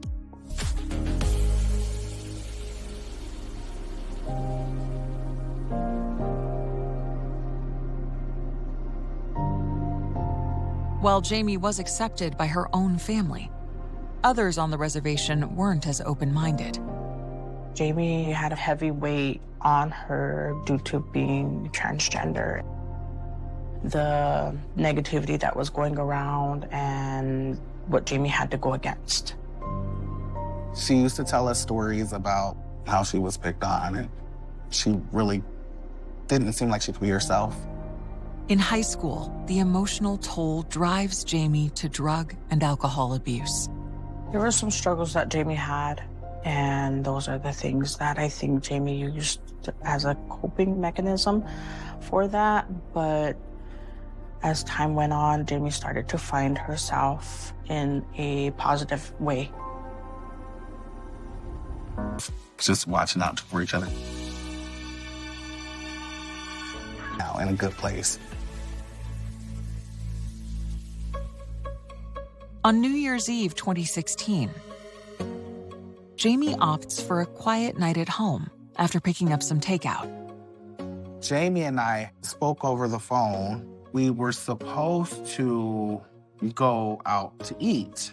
So she goes, all right, well, let's do it after New Year's because we don't want to be outside with these clowns when they're acting up during New Year. And I said, okay, yeah, we'll do it. At 8:30 p.m., she settles in for the evening. Jamie had posted a meme of Marge Simpson laid out in a bed, obviously sleeping. And Jamie posted it in a joking kind of way, indicating that although she knew most of her friends would be out partying that night, she had no intention of doing so. And Jamie's sending out some text messages to family and friends that said, Happy New Year. Her loved ones don't know it is the final time they will ever hear from her. As the new year begins, Jamie grows uncharacteristically quiet. No calls, no emails, no texts, no online posts. When Jamie initially stopped communicating using her cell phone, her friends didn't reach out to law enforcement initially, perhaps out of a desire to give their friends some privacy.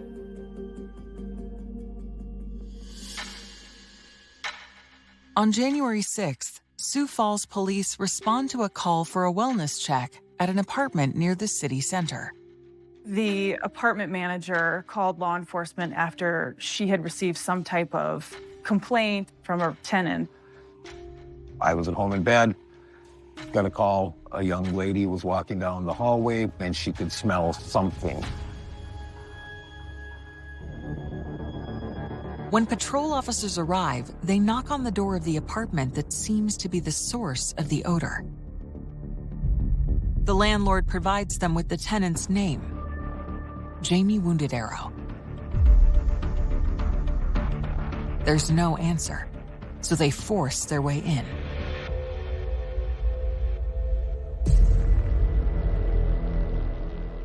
Nothing seemed to be in disarray in either the living room or the kitchen, but that was a different story once you entered the bedroom. You immediately noticed blood all over the walls, on the ceilings. There were smear marks. The bedding was all over the place and full of blood. The floor was full of blood. It looked like a pretty brutal fight had taken place in that bedroom. Given the condition of the scene, the patrol officers call in the homicide squad. Detectives quickly arrive and continue searching through the apartment. The closet doors were the type that slide back and forth, and they had been broken off with the hinges. In the closet was Jamie. On her back, she'd been secreted in that closet. Her shirt was pulled up, and I could see what appeared to me to be stab wounds to her chest. Jamie's body's obviously in a state of decomposition. What's going through my head is that we are way behind. Everyone talks about the first 48. We're way beyond that. We're way past 4 or 5 days. We have homicides that are pretty much cut and dry, but it was apparent to me that this would be a whodunit. Investigators follow a dark trail of clues left by a killer. The knife was found in the bedroom. There was blood on it. Our coroner had no problem saying that he believed that that was the murder weapon. When you're looking at video and you see someone enter, and when he exits, he's blood-soaked, you start to key in on that. And find themselves in a race against the clock.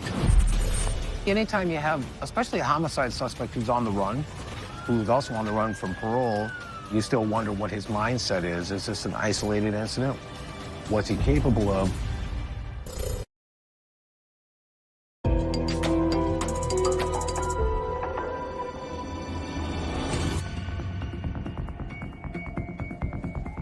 Sioux Falls police have discovered the body of Jamie Wounded Arrow, stabbed to death in a closet in her apartment. They believe she has been dead for several days. The body is speaking to you, and it's saying a lot. I had some questions in regards to how Jamie's shirt was when she was stabbed. We pulled her shirt back down, and we could match the stab wounds on her chest to the rips in the fabric. So that helps to tell the story that her shirt was down when she was attacked. I believe he just attempted to secret her in the closet. When he pulls her by the shirt to get her in the closet, the shirt comes up around her neck. As they wait for the coroner to arrive, detectives turn to the rest of Jamie's apartment, searching for any clues. So in this crime scene, you're looking for things that are there, and more importantly, things that aren't there. Her phone isn't there. There's no purse there. It's apparent that somebody has left with these things. Although these items are missing, detectives don't see any signs of a break-in. As they continue to scour her apartment, they discover what they believe could be the murder weapon. The knife was found in the bedroom. There was blood on it. Jamie's body sustained 7 stab wounds, all of which were consistent with a 3.5 to 4 inch blade of a kitchen knife. That knife was bagged, sent into the lab for forensic testing. Our coroner had no problem saying that he believed that that was the murder weapon. With a killer on the loose, investigators know they must move quickly. Jamie's phone was missing. Obviously, that becomes a major focus with some of the investigators that I've tasked to find her phone. So there are subpoenas being written, search warrants, everything we can do possible to find the phone. The other huge thing in today's day and age is video. Jamie's apartment complex had surveillance cameras stationed at various locations on the property, near the entrances and exits to the buildings themselves. You're literally praying that these cameras are functional. So there's phone calls being made to management to have them save and preserve all that videotape. While they wait to get the video, detectives are faced with the difficult task of contacting Jamie's family. When I had gotten that call, I just asked why. Why has this happened? And how could this have happened? They didn't have any answers for me. Then I let my mom know. And that was hard to relay that information to her because she had dementia. It brought tears to our eyes because it was devastating. It was unreal. It was heartbreaking.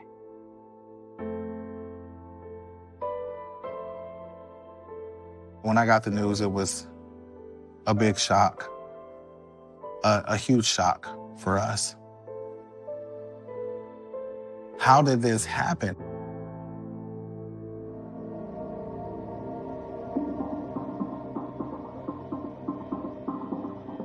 news of the murder of a Native American transgender woman brutally stabbed in her own home quickly spreads.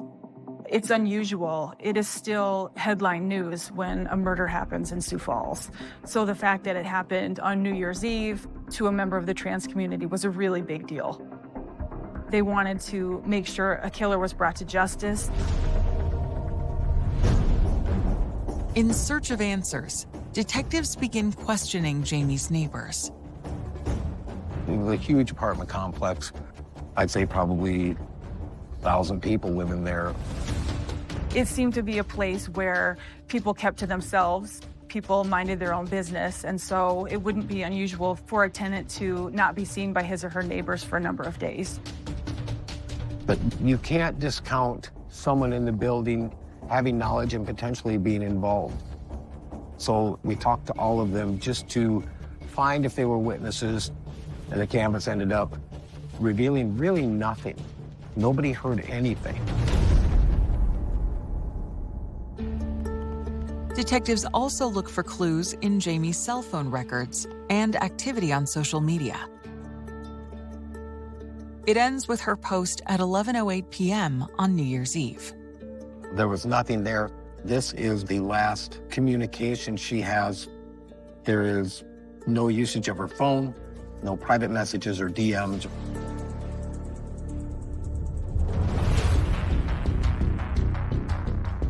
Meanwhile, investigators get the answer they are hoping for regarding the apartment complex's security cameras.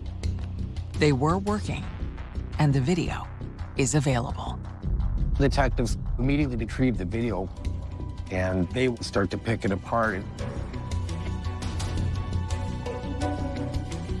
It's a situation where you're waiting with bated breath to see, is our perpetrator going to show himself to us?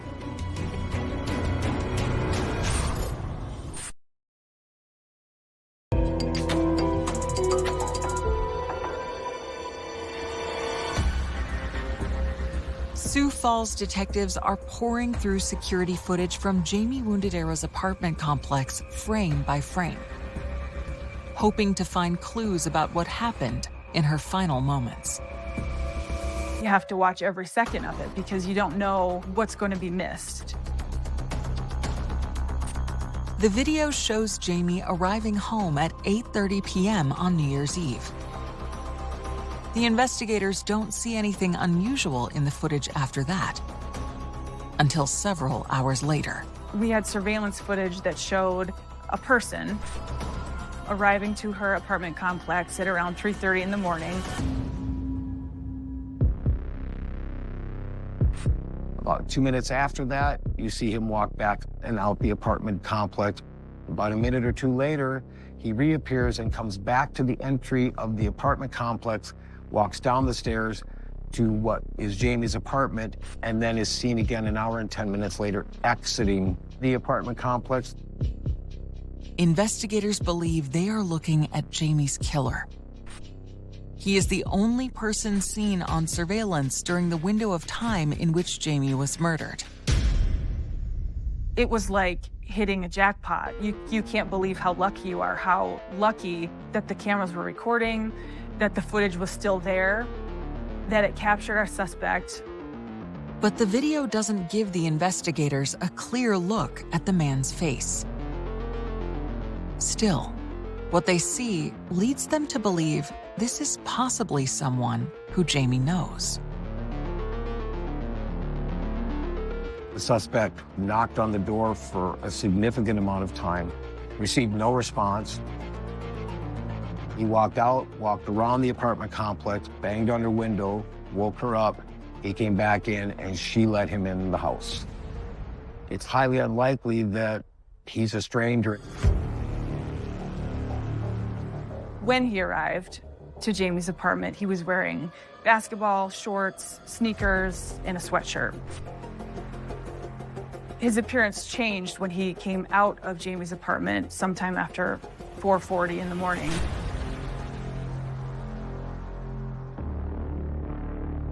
What they see next convinces detectives they are indeed looking at Jamie's killer. And you could read that this was a a sweatshirt that said Peabody Energy on it. And it appeared to me that the sweatshirt was bloody. I'd go so far as to say blood-soaked. When you're looking at video and you see someone enter and when he exits, he's blood-soaked, you start to key in on that.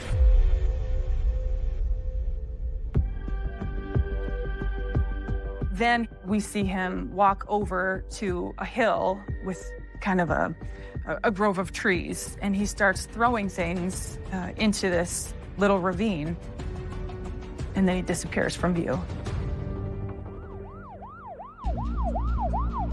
Officers rush to the ravine behind the apartment complex and begin searching the area.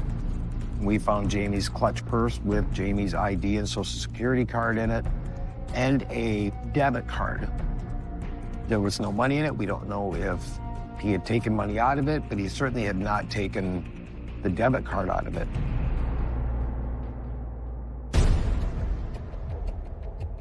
As they investigate, detectives also ponder potential motives for the vicious attack. In my mind, there was some motive besides robbery. We thought it was unlikely that it was a random act of violence, given that we had seen the perpetrator's behavior on the surveillance footage, and he appeared to know his victim. Investigators wondered whether Jamie's status as a trans female was a motive here. It certainly could have been, so we had to look at it as if it was potentially a hate crime. I remember on the news they kept saying, she's now the second or third transgender woman in the United States to be killed on New Year's. It was a shock.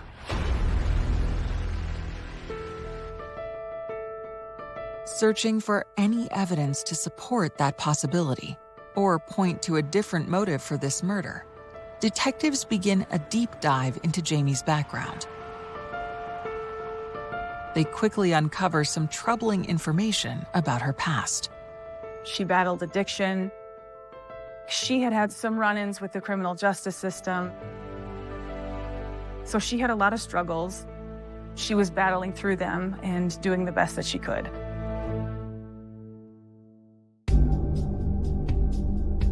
The investigators learned that Jamie's struggles included a conviction for drug possession. As a result, the court had ordered her into a treatment program. She had been to the Arch, which is a halfway house in Sioux Falls. A halfway house means you're coming out of incarceration and they're trying to blend you back into society. There's AA meetings, there's any number of things that are geared to get a person who's in that system back out into society. But I knew from our investigation that while she was at the Arch, she came into contact with many felons. We know that sometimes people who are in treatment use the connections they make at those facilities for good, as we believe Jamie did.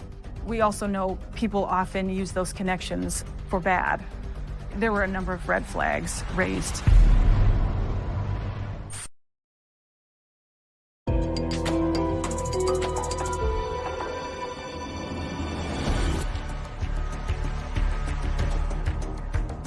Homicide detectives wonder if someone Jamie Wounded Arrow met during her stay at a halfway house might have been involved in her murder. Looking for any connection, they examined the data from Jamie's missing cell phone, and they find something unexpected. We learned that 2 calls had been placed after the time the likely perpetrator had left Jamie's apartment. She had already been killed. So we knew it wasn't her using the phone. It had to be the killer.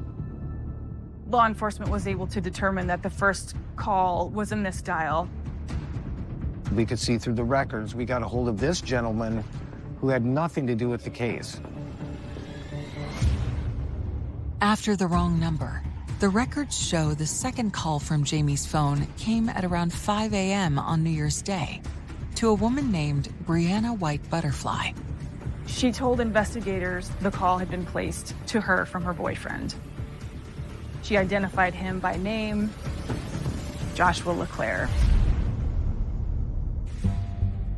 She indicated to law enforcement that she had been with him earlier in the night on on New Year's Eve and that he'd left at some point that night. They had argued, he was drunk, and he had left the house, and he did not have a phone. And she was wondering whose phone he was using to call her in the early morning hours. We learned Joshua LeClaire is a Native American man who was raised on the Pine Ridge Reservation and in Rapid City, South Dakota. He also had a conviction for first-degree burglary from 2011. He was sent to prison for that. He was released on parole in 2016, but absconded, meaning he disappeared, ceased communications with his parole officer, and had a warrant out for his arrest at the time Jamie died. Joshua LeClaire is now the prime suspect in Jamie's murder. And as detectives dig further into his past, they find a clear connection between him and Jamie. Joshua and Jamie knew each other. We know they had contact together at the Arch in Sioux Falls when both of them were going through treatment. There's obviously a connection there. So we pull up Jamie's Facebook and see if she's friends with this guy. And she was. We know that they had some communications, though we're not sure of the extent of their relationship and what it all entailed. Investigators hope Jamie's family can fill in some blanks about the relationship. It started out as far as Jamie helping with money, with $20 here and $20 here. And I don't know if there was a relationship there or what, but it had started because he was there also at the Arch. While Joshua LeClaire does seem to resemble the man in the security video, the footage is grainy, and detectives have no physical evidence linking him to the murder, or a motive for him to have killed someone who appears to be a friend. There was no evidence to show that Josh held any ill will towards her. None of this makes sense.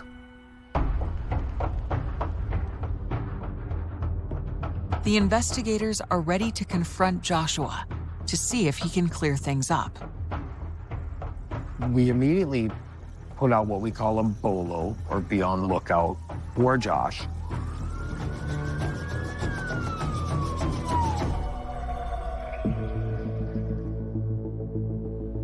As they search for him, detectives also track down his friends and press them for leads on his whereabouts. Law enforcement started with Joshua's immediate circle, his girlfriend, friends who knew him, perhaps friends who had spent time with him in the days leading up to Jamie's murder. That led them to one of Joshua's friends who had spent time with him on New Year's Eve. The friend, Roscoe Poorbear, has an unexpected and stunning story to tell. Roscoe Poorbear told law enforcement he had in fact been with Joshua on the early morning hours of New Year's Day. Roscoe noticed that Joshua was wearing a bloody sweatshirt and saw Joshua throw the sweatshirt into a dumpster at a construction site.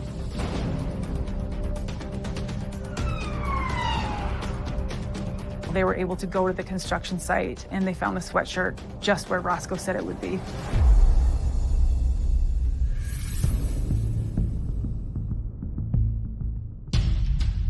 The bloody sweatshirt appears to be the same one worn by the man in the surveillance video from Jamie's apartment complex. To be able to see the logo of that sweatshirt on the camera, to find that sweatshirt in a dumpster when a witness had said, this is where Joshua LeClaire threw this sweatshirt. That was a very important part of the case, to see that.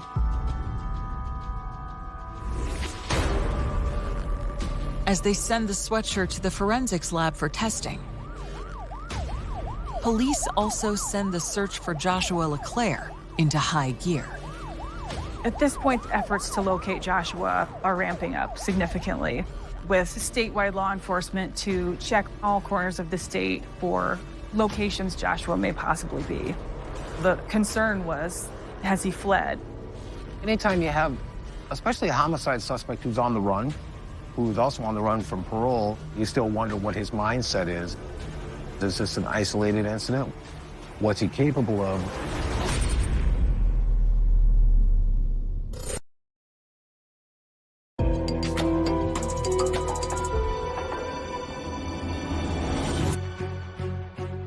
A search is underway in South Dakota for Joshua LeClaire, the prime suspect in the murder of Jamie Wounded Arrow. He's been on the run for 2 days, and investigators have no leads to where he could be hiding. Until Sioux Falls police respond to a routine call for help.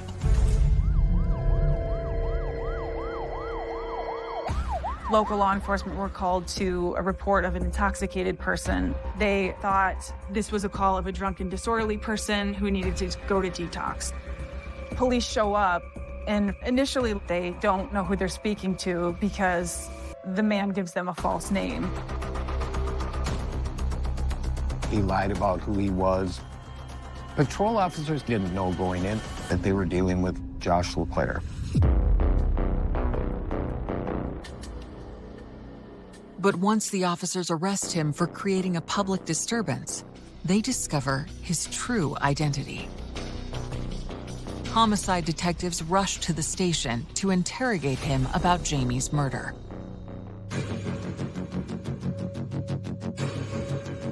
When Detective Bakke got Joshua into the interview room, he was intoxicated, and Detective Bakke knew that he had to buy himself some time. He offered Joshua coffee, offered him cigarettes in an effort to help him sober up. As soon as the detective sits down with his suspect, something catches his eye. Joshua had a significant laceration on his palm. We knew, based on the nature of Jamie's wounds, that the kitchen knife was the murder weapon. And Joshua LeClaire's injury was consistent with using a knife to stab another person. Detective Bakke smartly didn't mention it for a number of hours.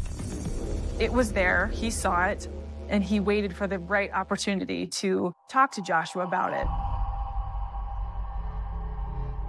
You come and confront him, there's going to be an immediate denial. It's human nature, and it's getting by that denial. It's working around that denial and getting to the truth. That's what takes time. He didn't ever deny knowing Jamie. He didn't deny going to her apartment. He simply used the excuse that he was blackout drunk and could only remember bits and pieces of why he was there and what had happened during the interaction.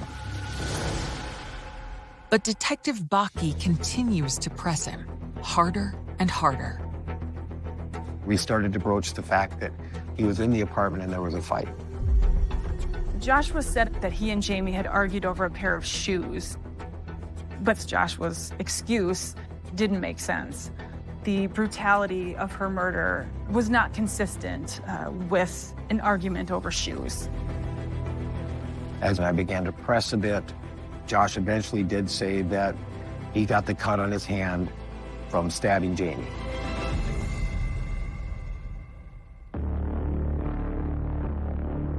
This was a confession. This meant, on top of all of the other evidence we had to that point, we had an admission: he is the killer. The evidence in this case, it was stacked. We had surveillance footage showing Joshua LeClaire had been to Jamie's apartment. We saw him on video throwing items of Jamie's into the ravine. We knew he had an injury to his hand, which could only have been caused by stabbing someone repeatedly and the knife sliding up his palm. We knew from Roscoe Poorbear that Joshua had the same sweatshirt we saw him wearing at Jamie's apartment, only when Roscoe saw it, it was bloody.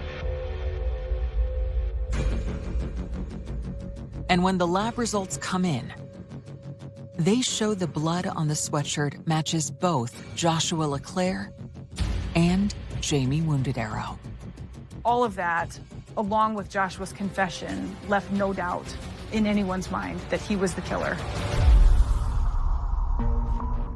We don't know if Joshua panicked after he killed Jamie. He did some things which seem counterintuitive. He left the knife, he took her IDs, but left his blood. To a casual observer, someone who watches crime show TVs, they would question, why would the suspect do that? Well, the biggest factor, in my opinion, is that this person's never killed before. It doesn't make sense because it can't make sense. What we do know is that he did enough in his mind to try to avoid getting caught.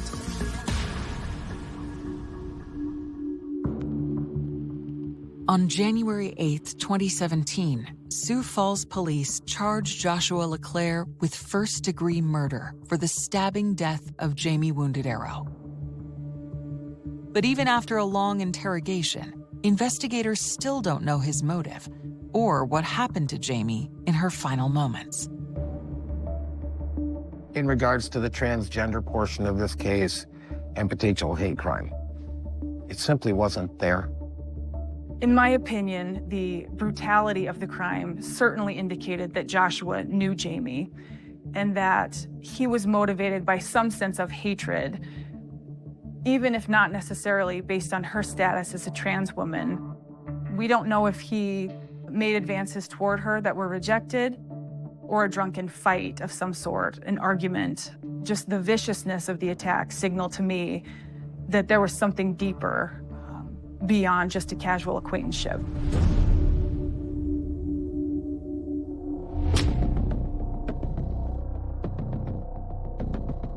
Faced with the overwhelming evidence against him, Joshua LeClaire pleads guilty. But before the court can hold a sentencing hearing, the confessed killer drops a bombshell.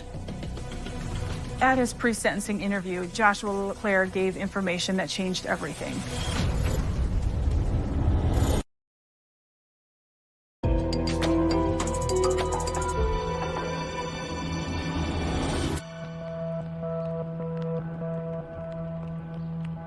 Joshua LeClaire has pleaded guilty to stabbing Jamie Wounded Arrow to death in her Sioux Falls apartment.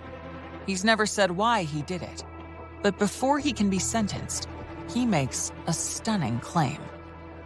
He told the investigator that there had been a sexual advance made towards him and Jamie had grabbed a knife and he had defended himself.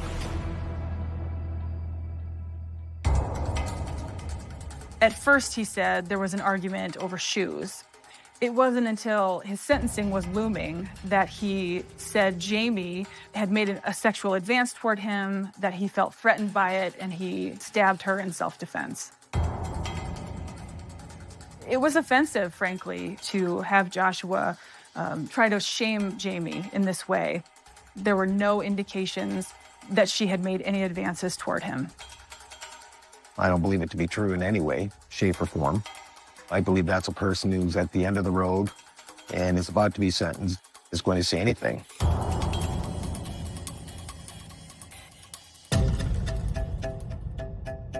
The only person here who had defensive wounds to her hands and her forearms was Jamie, whereas Joshua had none of that.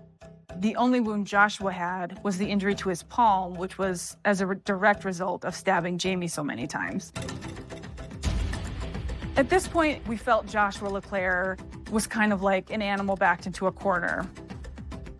It's not unusual for defendants to shame the victim before sentencing.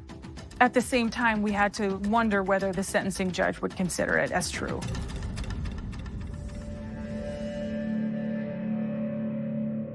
The answer comes on June 26, 2018, when Joshua LeClaire appears in court for his sentencing hearing.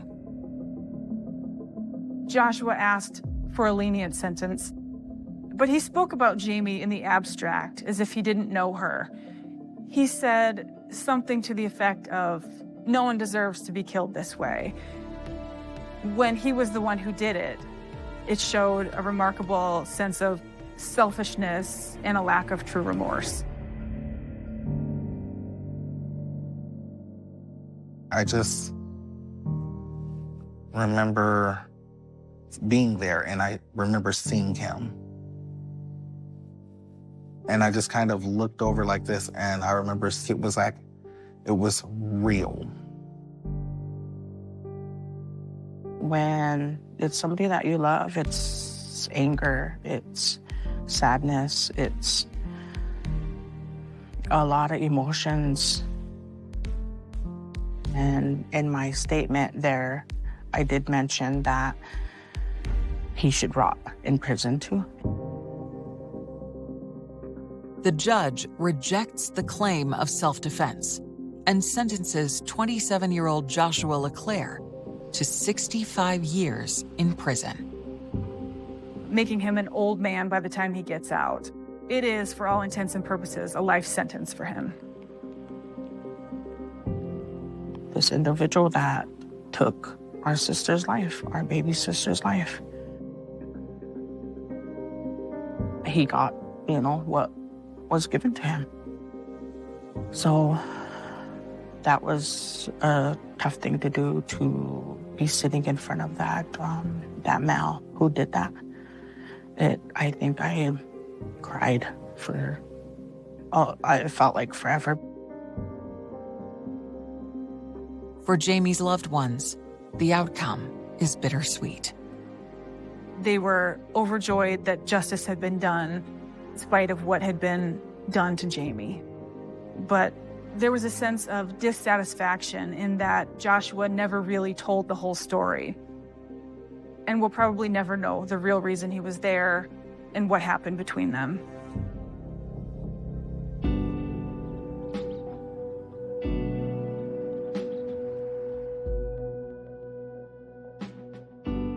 I really miss seeing how happy she was when she started accomplishing some of her goals. A sense of happiness. Yes, I did it.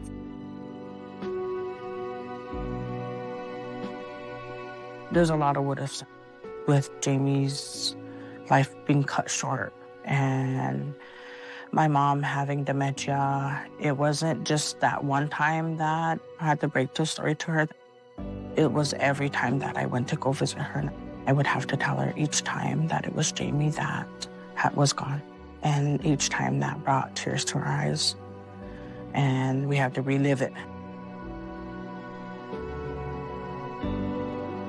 People who go through this, you have to have strength within yourself to continue on, to live your life also, to live for them.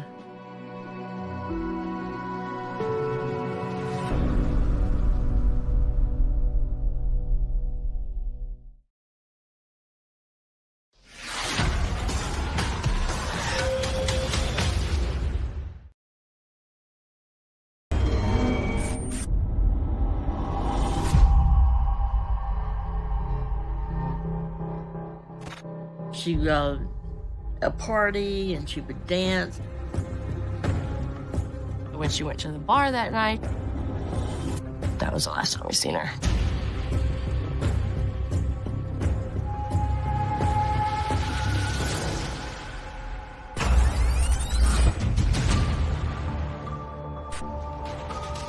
She's riding into the night with a mystery man on a motorcycle. We knew we needed a break. Who is this individual? I know my daughter. She would contact me. Is she alive somewhere needing to be rescued? We started to find more what we believed were human remains. Somebody knows something and you're not telling, and we need to know.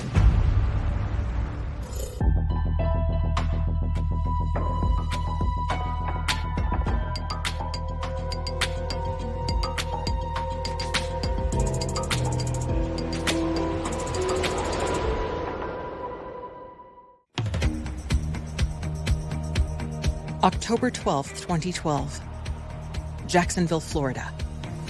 For Sherry Prather, life can be summed up with 3 words: family, fun, and Harleys. My mom, she was definitely a free spirit. She wasn't one for rules. She did have a lot of friends from like a lot of different backgrounds.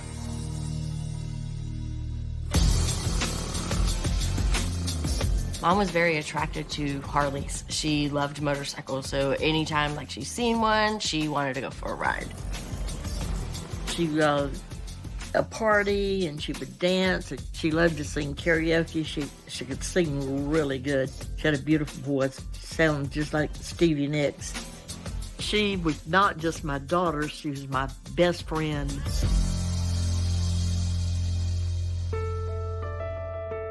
Norma Ellis is a young single mom when her daughter Sherry is born. They laid her on my chest. It was just a shock, like our heart became one. And like they just beat in rhythm together. That just stays with me all the time because it was just like a jolt. It was like we just become one.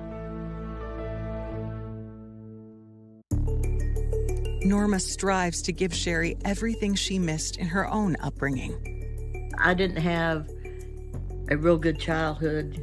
We didn't have a loving family. And I wanted her to be raised to know what it felt like to be wanted, a big Christmas and stuff. I tried to cram all that in for her. Anything, if she said she wanted it, if I had to work 2 shifts, I was going to get it for her.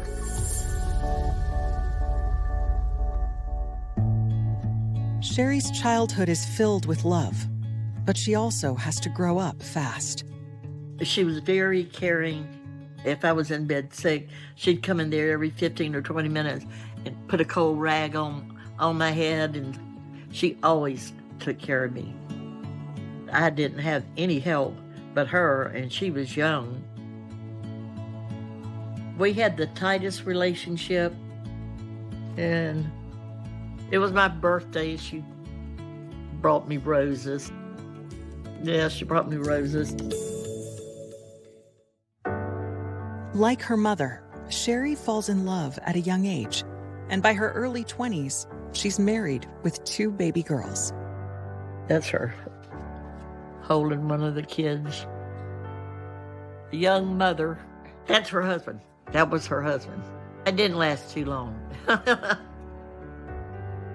I think at the time, like when she had us, she was so young, she wasn't ready to be a mom, so she kind of grew up with us. After 5 years of marriage, the relationship falls apart, and Sherry finds herself a single mom. She moves in with Norma for support. It was just the 4 of us, all women. We were one. She was close to her girls.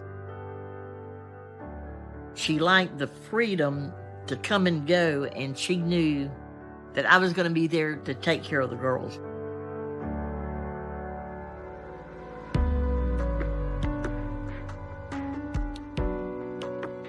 But after her divorce, despite her mother's support and unwavering love, Sherry hits one rough patch after another.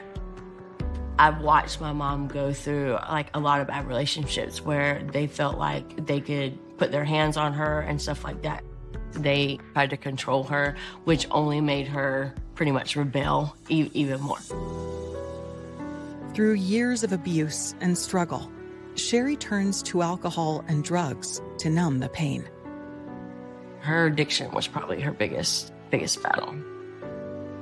She battled with that for a very long time.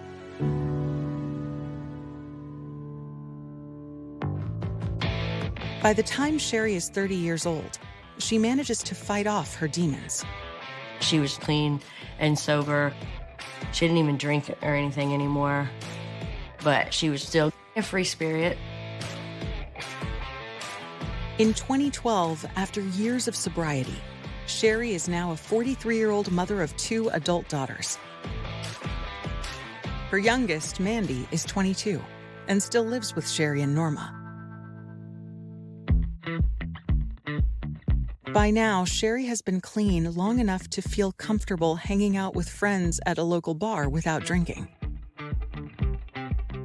And on October 12th, she makes plans to meet up with some friends at a place called Boots and Bottles. It's a little hole in the wall, more like bikers and like the older type of crowd. She said, I am going to walk. I said, get in the car. I would take you rather than you walk because it's a real bad road. And it was dark. It was 10 or 11 o'clock. So me and Grandma actually took Mom up there. When she went to the bar that night, she was supposed to just hang out.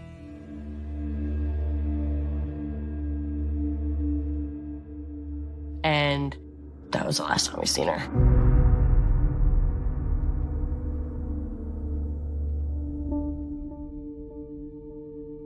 By the following morning, when Sherry hasn't returned home, her mother grows concerned. I knew that she was missing because she did not call me. I knew something was wrong the minute she didn't come home.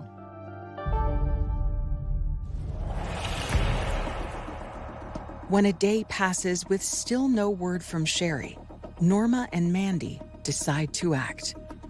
So Monday, I told Grandma, I just have a feeling like we need to go to the police station. But because of her background and how old she was, they really didn't want to file a missing persons report. So of course, my grandma being who she is, it was an uproar in there. And they kept trying to tell me, she's a grown woman, we're not filing. I said, oh yeah, oh yes you are.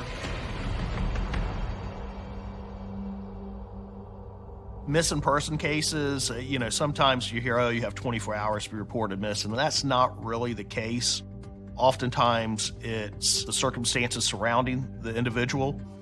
Is this uncommon for them? Or are there foul play, signs of a struggle, something like that? With Norma's insistence, the police take the missing persons report. But they are not overly concerned yet and don't immediately begin an investigation.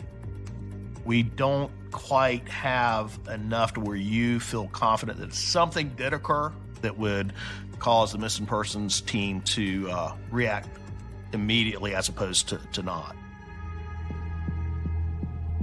But 3 days after Norma last saw Sherry walking into the Boots and Bottles bar, she's convinced otherwise. You try to go to sleep and wake up in the morning and put your feet on the floor and you think, oh gosh, that was a horrible dream. And you start to walk down the hall and you say, oh no, she's not in there. I know my daughter and I need some help. Somebody's holding her captive or she's laying hurt somewhere. Something is wrong. A relentless mother drives the investigation forward. I checked all the tips, pleaded on the internet, please come forward, please come forward. It was really incredible to see the mother's strength and will to just keep going. But it's a long wait before investigators can confront their prime suspect. We were fairly confident that a confession was not going to occur with this individual because he has told so many lies. He stands up the minute they walk out of the room and he bangs his head on the interview table.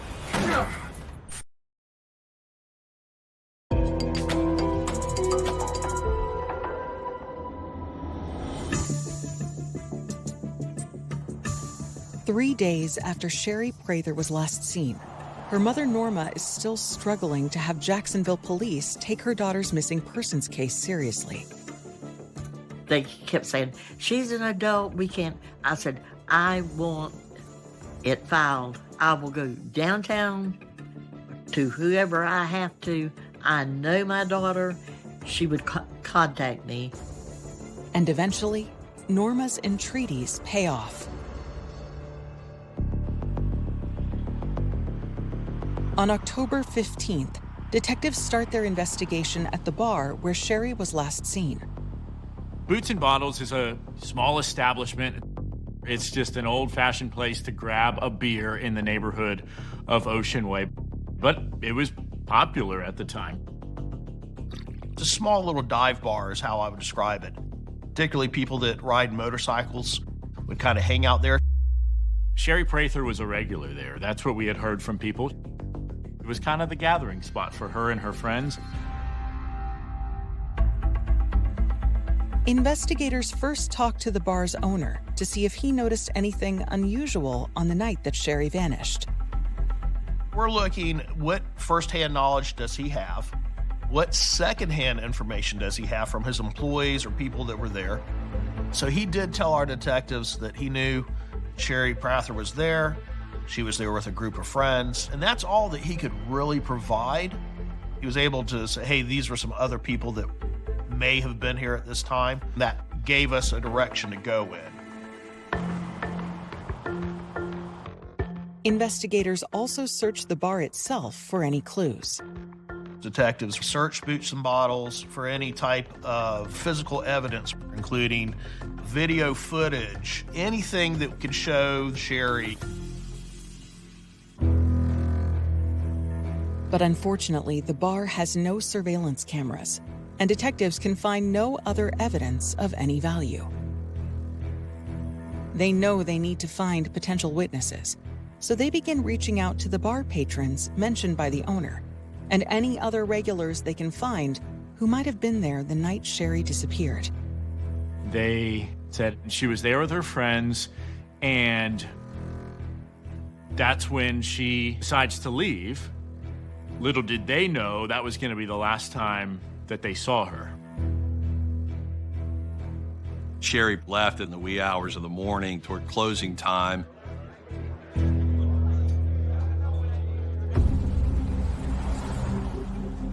And we did find there were some local gentlemen that openly articulated as a motorcycle club. They were motorcycle gang members, the outlaws. And we knew the members of that club didn't even want to speak to the police. The detectives learned that the biker gang is listed by the FBI as an organized crime ring, linked to illegal activities, including drug trafficking, prostitution, extortion, and money laundering. So we made contact with those members. Eventually, we knew much of that would be a dead end. We weren't going to get much information from those folks. Their presence at the location from which Sherry disappeared is worrying, but police find no evidence connecting her and the biker gang. Days pass with no new leads, and the case seems to be hitting a wall. At the same time, word of Sherry's disappearance catches the attention of local news reporters. At the time, I was a field reporter, and police did not have a lot of information to go on. So certainly, it was a mysterious case. I wanted to talk to Norma. I went to her house and knocked and knocked and knocked, and eventually she came to the door, and you could tell she was disheveled. She doesn't know where her daughter is. Is she alive somewhere needing to be rescued? Obviously, she's going through all of these emotions. And there's a lot of family members that would say, no, we're not able to talk right now. We're too distraught. There's people that would slam the door in my face. Norma came out and did an interview with me. That was my only child. She was my whole life. So now she's pleading that someone knows something. Every night, I hear her calling me to unlock the door to let her in, and I can't take it anymore. I remember she showed a picture of Sherry, and that was the first time we really got to see a picture of this woman who was missing, besides what had been released by police. She had a flyer, and she did everything she could. If you don't get out and help, your case is not going to get solved. It's just going to be shoved to the bottom. I went out, everybody at the bar gave me information. I checked all the tips. We pleaded on the internet, please come forward, please come forward. We did a lot of posting on Facebook, just about every day, pleading, any tip. I just want some information. If there was a 1% chance that Sherry was alive, Norma was going to use that 1% chance as motivation to keep going. And it was really incredible to see the mother's strength and will to just keep going.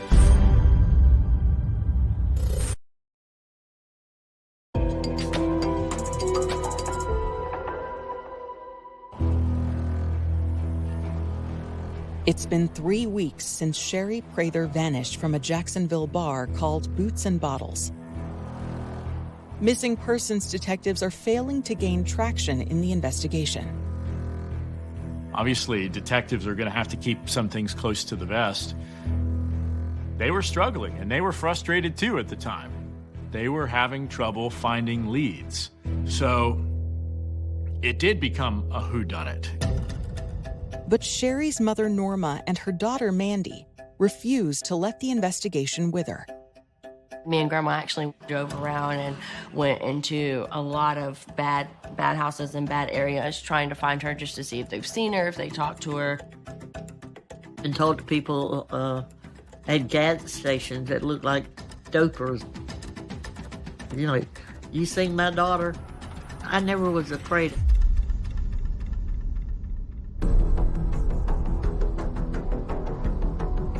She's in high crime areas. She's talking to people that could be perceived as dangerous. She's doing everything to find her daughter, and she wasn't going to stop.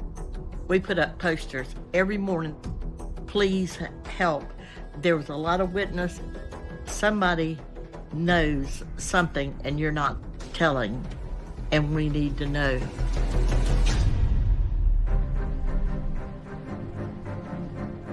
I vividly remember begging with her to please stand down and not place herself in a situation where harm could come to her.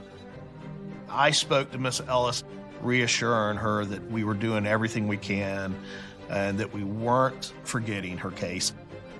We did advise her numerous times to let the officers and the detectives in our office conduct the investigation, all the while knowing that I would probably be doing the same thing she was doing if I was in her shoes.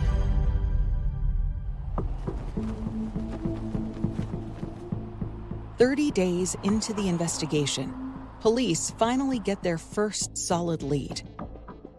On November 12, 2012, Teresa Lennox, a childhood friend of Sherry's daughter Mandy, contacts detectives, claiming to have information. Can you state your name? My name is Teresa Lennox. Investigators bring her in for an interview. When I turned on the news and I saw the missing persons report for Sherry Prather, I broke down. I got really upset. I was crying loudly. My uncle came out of his bedroom.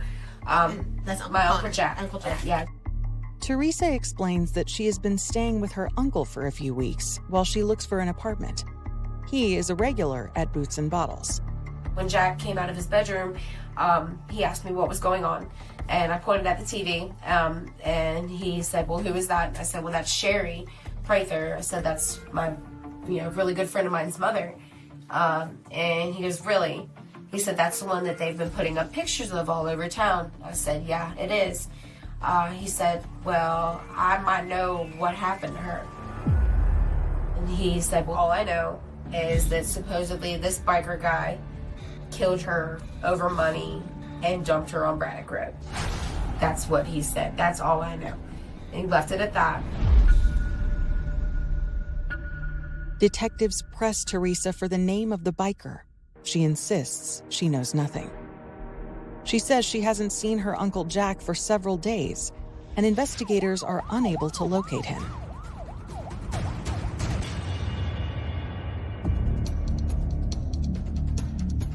Meanwhile, another team from the Missing Persons Unit is deployed to Braddock Road, the place Teresa claims Sherry's body was dumped. It is in a very rural part of the city of Jacksonville. It's a heavily wooded area. It's not a well-lit area. It's a local road.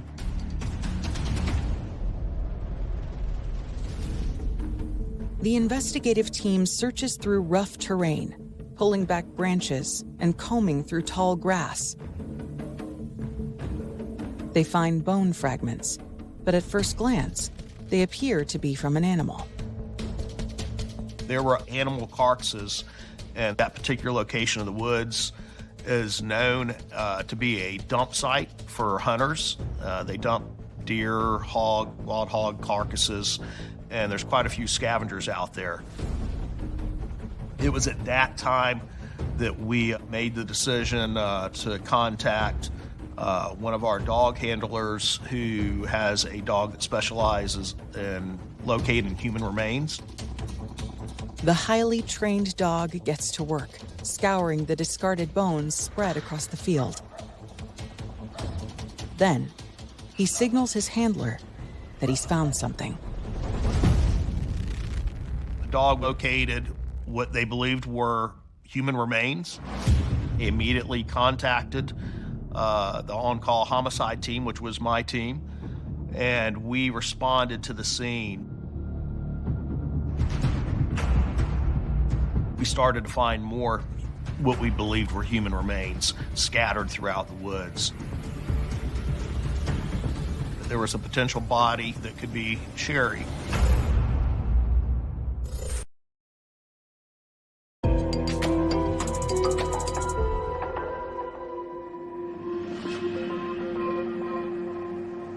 "30 days after Sherry Prather was last seen, a tip leads detectives investigating her disappearance to a rugged piece of land in Jacksonville, Florida, where they have found human remains. We blocked off a large section, shut that area down, and then brought in teams of evidence technicians, or crime scene unit detectives, to assist us in literally combing the entire woods, from the roadway all the way into the woods, which took several days. We located some clothing, some shoes, small piece of jewelry. With great assistance from the K-9, we were able to recover all human remains. The Office of the Medical Examiner here in Jacksonville were able to locate some living x-rays of Sherry Prather and compare them to the deceased remains of Sherry Prather, and those bones did confirm it was in fact her.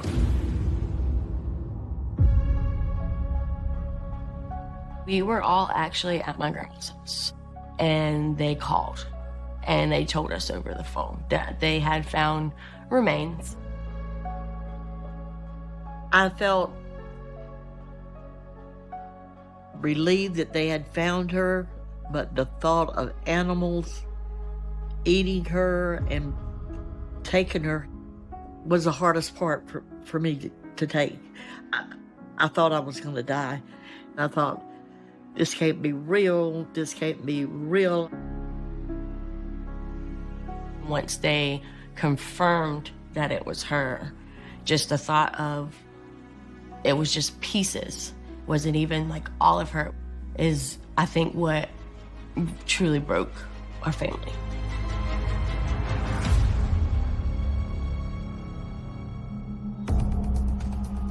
Homicide detectives take over the case, but they know they face a tough task. Given the condition of Sherry's remains, determining how she died will be difficult. We decided early on to reach out to an expert, a forensic anthropologist. We knew she was an expert at analyzing bones and determining how they were broken, if they're broken, whether they were shot with a firearm, whether they were stabbed. The forensic anthropologist gets to work, decoding the secrets Sherry's remains hold. While that is going on, we're sending detectives to start backtracking. We already know she went missing at Boots and Bottles. Investigators know Boots and Bottles has no surveillance cameras, but they hope a nearby business might. They go back and canvass the strip mall. They discover that a nearby cell phone store does have a camera, and it points in the direction of the bar's parking lot. When we watched the video to see if there was anything, it clearly showed Sherry Prather walking out to an individual who was standing by a motorcycle. She gets on that motorcycle, and then they leave the establishment with Sherry on the back as a passenger. Detectives know they are witnessing Sherry Prather's final moments. It was mysterious. It's not great video. It's not high quality. It's dark. It would be difficult to identify anyone's facial features from it, but it shows she's riding into the night with a mystery man on a motorcycle leaving a bar.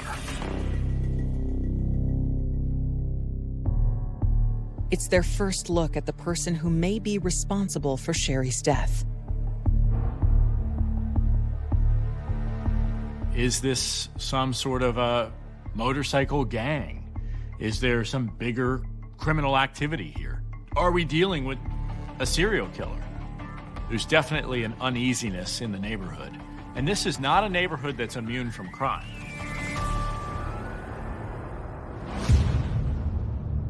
As detectives try to identify the man in the video, they get word from the forensic anthropologist that she reached a conclusion on Sherry's cause of death. When she found a semicircle beveling in a vertebrae, that absolutely confirmed to us that Sherry Prather was in fact shot. But detectives have nothing pointing to the identity of her killer.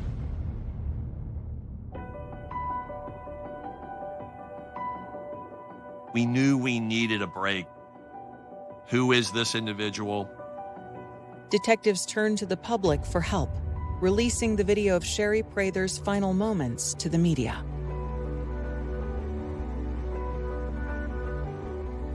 As the video hits the airwaves, tips start pouring in. And one call in particular stands out. It's from a woman named Samantha Johnson, who claims to know the identity of the man seen with Sherry on the video. We had her come down to homicide. Today is November 14th, approximately 6:26 p.m. And can you just state your name for me? Samantha Burleson Johnson. You saw a news story regarding a missing person, right? Yes, sir. And on that news story, there was a video of a man and a woman on a bicycle leaving somewhere. Yes, sir. Did you recognize the person on that motorcycle? Yes, sir. And who'd you recognize that person to be? Johnny Wayne Johnson.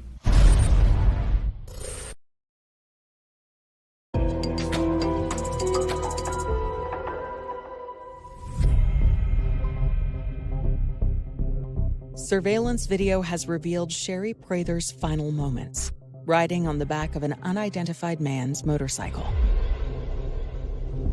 Now, a witness has come forward claiming to know the identity of the biker in the video. And who'd you recognize that person to be? Johnny Wayne Johnson.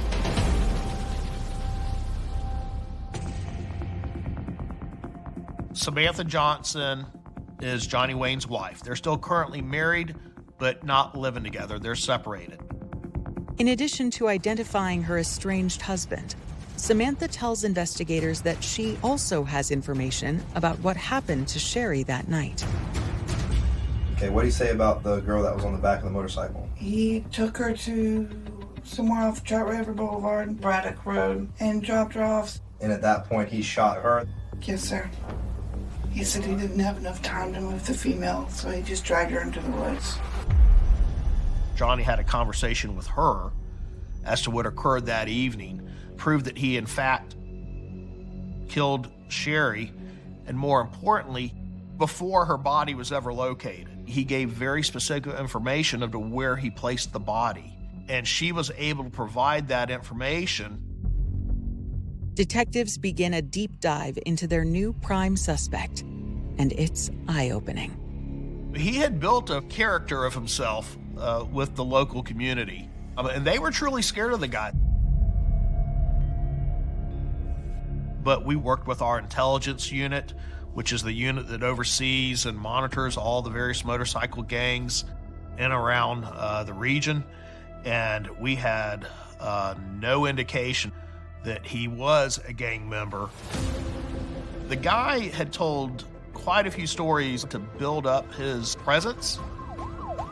Detectives find Johnny Johnson's address and rush to the location, ready for anything. To their surprise, he calmly welcomes them. He admitted, yeah, he picked her up at the bar, and he took her and dropped her off at a house.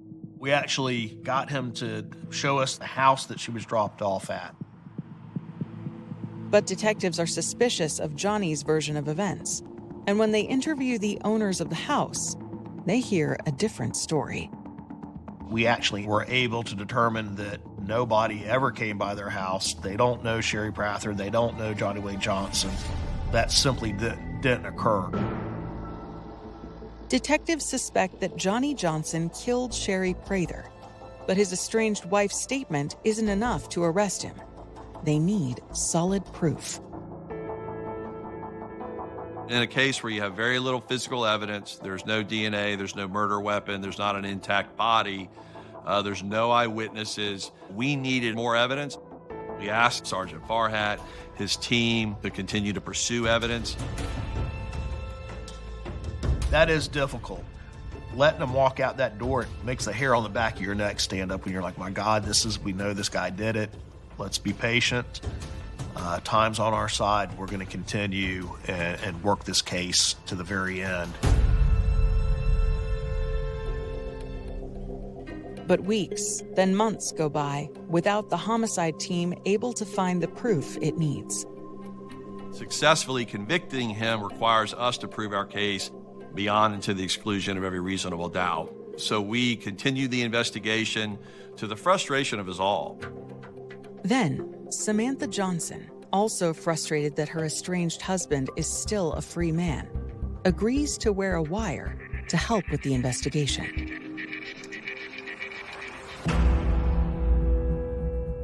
It was a detective that was investigating a missing persons case. Yeah. Who discovered it off of a tip. But isn't that the place that you said all this happened? Like I said, I ain't just. But what really happened? It is what it is. Right now, I don't want to really get into it until it's over with, if you understand what I'm saying. Okay, fair enough. Samantha is unable to provoke a confession, but she does have another lead to offer the investigators. She tells them she's learned that Johnny had a girlfriend named Jordan Paris, and she's heard through the grapevine that she may have helped him dispose of Sherry's body.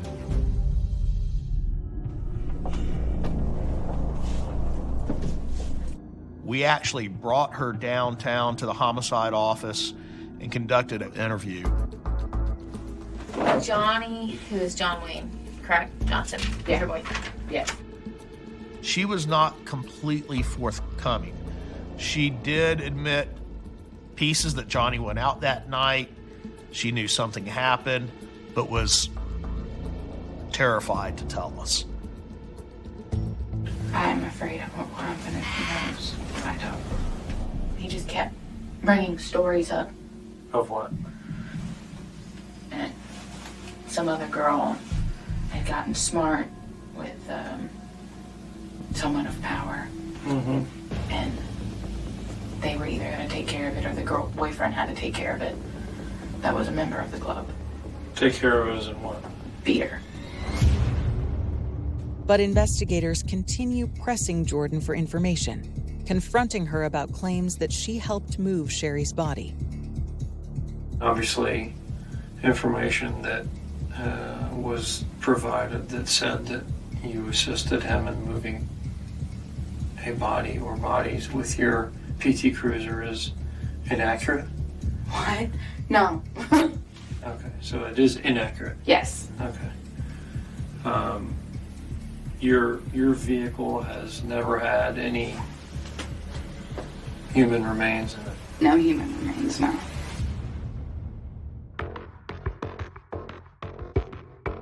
We took possession of her car, got a warrant, and we went through every square inch of that car forensically.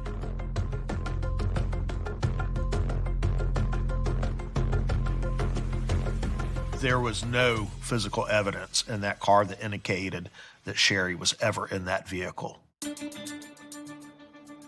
Jordan Paris is cleared of any involvement with the disposal of the body, and detectives are no closer to finding the physical evidence they need.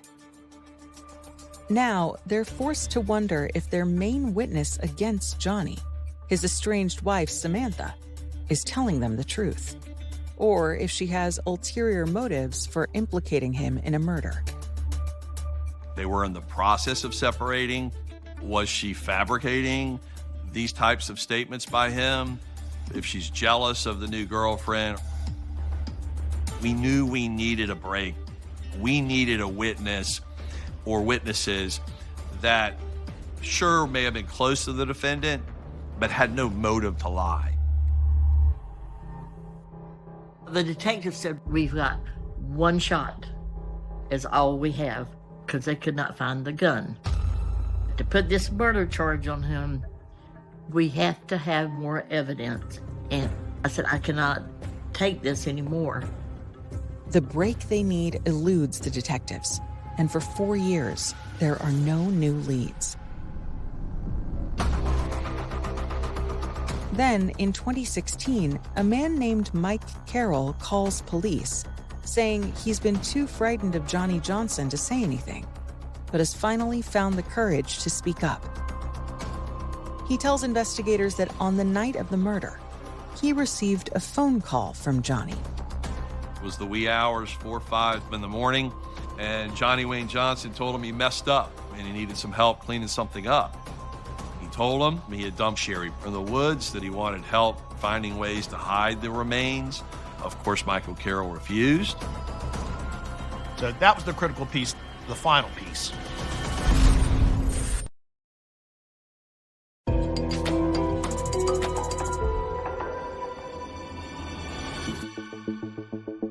After 4 years investigating the murder of Sherry Prather, authorities have finally found the witness they need.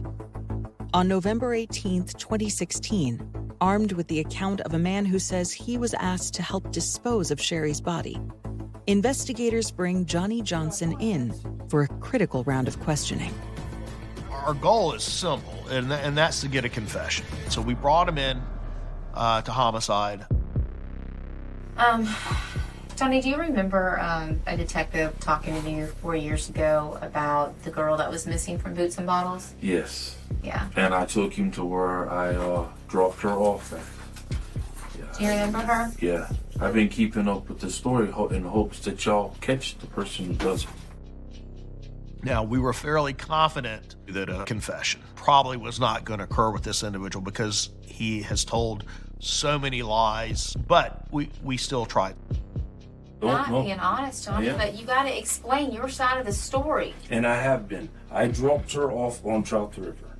But you didn't. I did. You took her to Braddock Road. No, I don't know about Braddock Road. Yes, you do, Johnny. It's right there. It's right there. You've been down it several times. As the detectives started presenting him with the case and questioning him what occurred, they said, look, we know you're lying. I done told you. That's not the whole story. It is the whole story. That's all I know, and I didn't do it. You can believe what you want to believe. I did not do it. I swear on my father's grave. Just denials. I didn't tell him that. I didn't tell my girlfriend that. I didn't tell my wife that version. I didn't tell her anything. It was a multitude of denials throughout his interview. Can I go home? No, you cannot. Why is that? Because I'm charging you with murder. I didn't do murder. Well, I'm charging you with it, and we can prove it, Johnny. No, you cannot, because I didn't do it. He stands up the minute they walk out of the room, and he bangs his head on the interview table.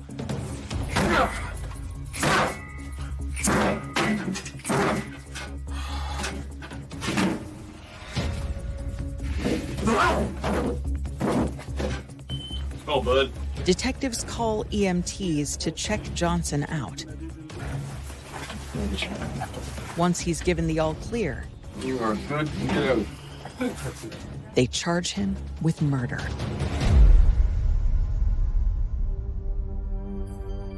As prosecutors prepare to bring Johnny Johnson to trial, his lawyers approach them with a plea offer. We reached that plea agreement of 20.4 years in prison to second-degree murder, which is what he was charged with. We took that offer to the victim's family, and as you can imagine, the family was very happy to get him to finally acknowledge legally in a courtroom that he was in fact guilty.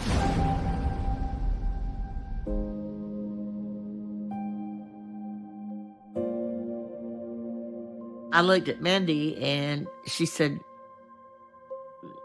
Grandma, as old as he is, he got 20 and a half years, and he was supposed to have already been sick. She said, he'll never live to come out of there. The only thing that I felt was I did feel a little relief knowing that he wasn't out there and that he couldn't do it to anybody else and ruin anybody else's family. But at the same time, it's like you put my family through a lot, and in our minds, like the sentence that he got wasn't enough.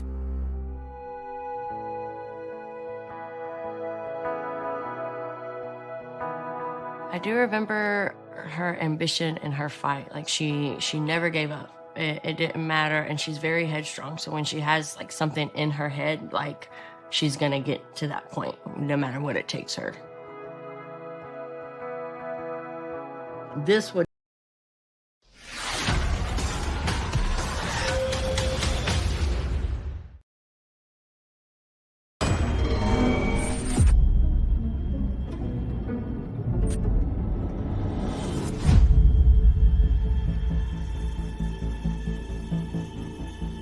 There's laughing, she's smiling, she's beautiful. They're buying alcohol for a date night at home. Very playful, very happy.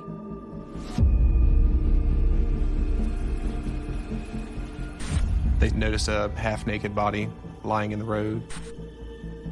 There was a laceration to the head, and there was a significant pool of blood. And there was a bottle of alcohol on scene. I saw that it was uncorked. It was next to her. Was this murder, or was this an accident?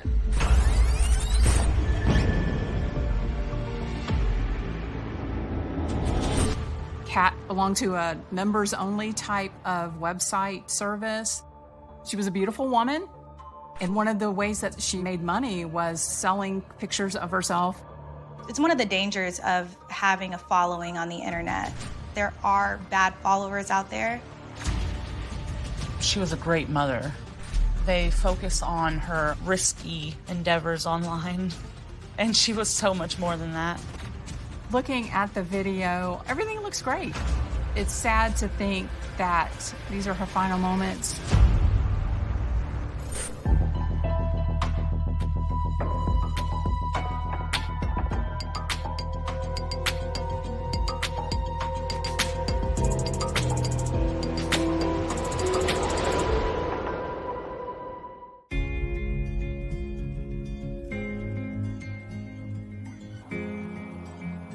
January 2018. For Kat and Jeff West, the quiet Birmingham, Alabama suburb of Calera is the perfect place to raise a family. Kat was a very special person, and her energy was magnetic. Everybody was drawn to her. Jeff was a very nice guy. He was very approachable and super sweet. It seemed like a match made in heaven.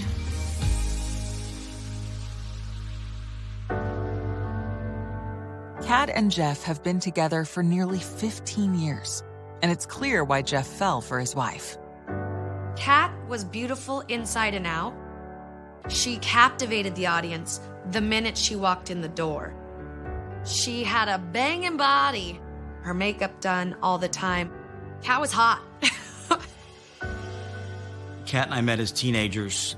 She had this little Pontiac Fiero that I thought was really cool. She would pick me up and we would spend time with friends and go to the beach. We just did what most suburban kids do. After high school, Kat surprises her friends when she takes a job in a club working as an exotic dancer. She bought a condo in Tampa when she was 21 and began a relationship that she told me took her down a dark road, and she developed some bad habits, and it was not a healthy relationship the way she described it.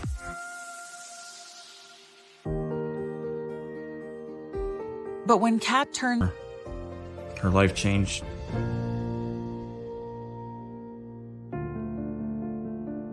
With Jeff in her life, Kat stops dancing. And after 4 months of dating, the couple marries. A year later, in 2005, the couple welcomes a baby girl, Logan, into the family. Kat was a great mom. Yeah, she adored her daughter. She would always rant about how Jeff was a great dad. They were very family oriented, and you could see it. In 2014, Kat and Jeff settled down in the small town of Calera, Alabama. They moved to Alabama because both of their families lived there, and they wanted to be close to the grandparents. They bought a big house. Jeff retired out of the military, and they had a great family life. Happy in the place that she always wanted to be.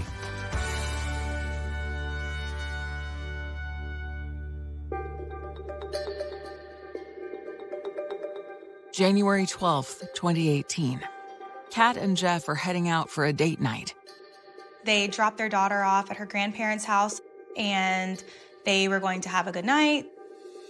Kat's parents and her daughter have no idea that this is the last time they will see her.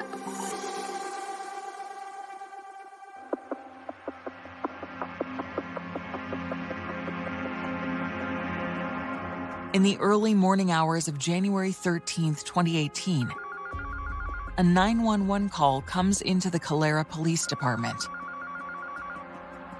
Around 5 a.m., a young woman living in the neighborhood noticed a half-naked body lying in the road.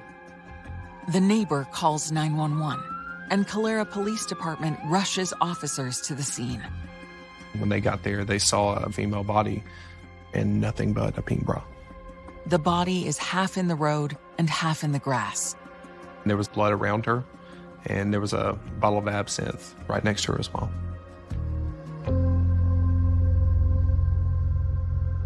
Here in Alabama, the coroner's job is to go out on the scene, determine what the cause and manner of death is. She was a blonde female, very petite, maybe 30s, 40s. There was a laceration to the head, and there was a significant pool of blood. Also, looking around scene, we noticed that there was a cell phone on scene, there was a bottle of alcohol on scene. We saw that it was uncorked, it was next to her, but the bottle was kind of leaning up against the phone at an odd angle, so that was odd to all of us. The bottle and cell phone are collected for testing as investigators look for evidence to help identify the victim and explain what happened to her. There's a myriad of scenarios that are playing through your head. At face value, this looks like it was just an accident. Maybe they had walked down the street and they were hit by a car or hit their head. Was she pushed down? Was this done by somebody?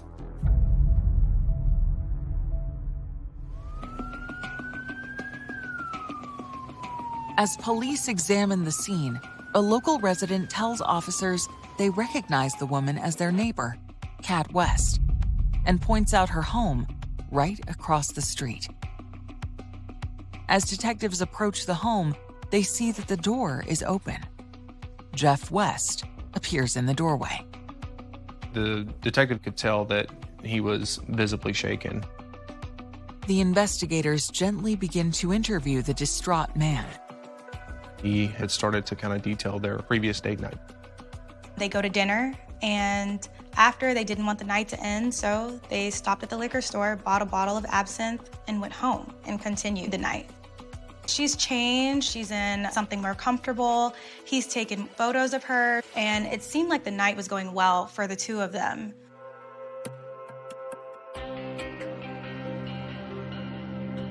Jeff tells the investigators that he and Kat returned home around 9 p.m., and he had shared some photos from their fun night together on social media, including one of the bottle of absinthe they were drinking.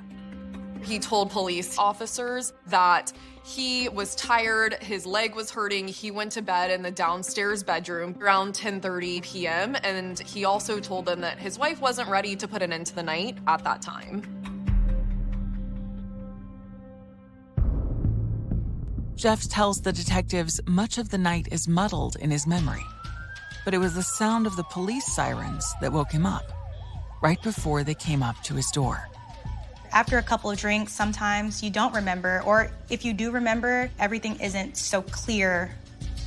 At this point, you really have no leads as to really what happened, who did it, and where to even start. The question then has to be asked, was this murder or was this an accident? Jeff was the last person with her, so I mean, at that point, it makes him the first suspect. Detectives discover images of Kat West's final moments. This is the last time we saw Kat West alive. She looks smiley, cheek to cheek. The two of them are walking through the store. And the more they learn about their victim, the more complex the case becomes. She had 50,000 followers across social media accounts. Kat was too friendly on occasion. Kat was too welcoming. And I feel that probably could have backfired at some point.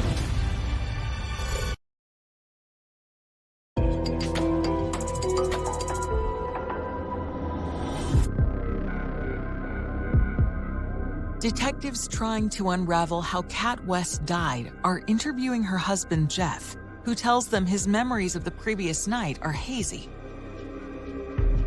After a night of drinking, he says he went to bed, while Kat continued to party. This couple went to have dinner and drinks. They went to a liquor store. They went home to drink more. So I think it's more than fair to say alcohol had an influence in what recounting these events looked like. But as the interview goes on, Jeff does admit he remembers one other thing about the night. Jeff told officers that he was a little aggravated that she was looking at her phone too much. He told police officers that he felt like she was not paying attention to him. He threw her phone outside, and he went to bed. He was off. Jeff told officers she could have went outside, fell as she was trying to get her phone, or it wasn't unlike her to go outside in the middle of the night after drinking and jump on the trampoline. If she was jumping on the trampoline, which was in their yard, we would have seen a trail of blood. The police department had to rule that out. Maybe she got too intoxicated, walked outside, tripped and fell and hit her head, and, nobody knew about it. They were both intoxicated. Maybe he had passed out and before she had come back. Out for me, he didn't remember what had happened. He woke up with the dogs barking and his door open. The cops were at his door. I was shocked. He was worried about his daughter and getting life moving forward without his wife, her mom, Kat being in the picture. The coroner's report comes in the next day, January 14th. It doesn't give the detectives the clarity they are hoping for. Forensics came back with the autopsy report, and it was determined that she died from blunt force trauma to the head. So the skull was cracked. Someone struck her in the head, and she ultimately died from brain swelling.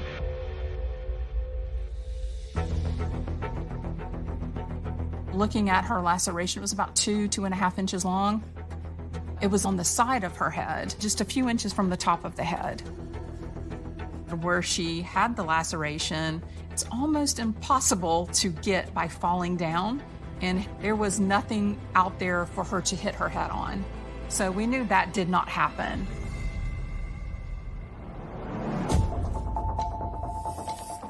We know some kind of tool was used that was blunt, did not have a sharp edge on it. And the main thing that was in the vicinity that could have caused that was the bottle of alcohol. There was a bottle of absinthe next to her that had a small chip in the base of it. So the liquor bottle is very heavy. If you strike someone with that type of glass, it will not break.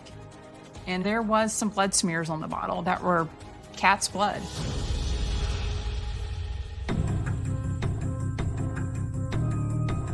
I think someone struck her with the bottle.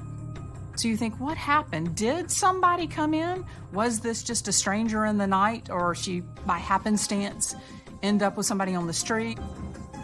The only fingerprints analysts find on the liquor bottle are either Kat's or Jeff's.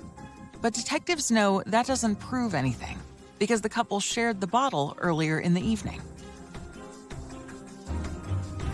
Although the coroner's report doesn't point to Jeff West as a suspect, the detectives feel it doesn't rule him out either.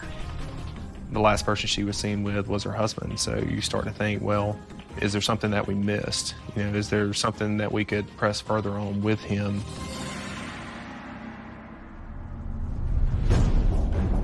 So the investigators start digging deeper into Jeff's story about the night his wife died. They visit the liquor store where the couple stopped before returning home. You go to the liquor store, ask the employee that was on shift that night if they had seen them in there, pull security footage to verify. But when investigators view the footage, what they find is the opposite of a couple on the verge of a violent conflict. You can see Kat West. This is the last time we saw Kat West alive. The two of them are walking through the store. She looks smiley, cheek to cheek. Jeff West slaps her butt. It honestly leaves you with more questions than it does answer any of what might have happened.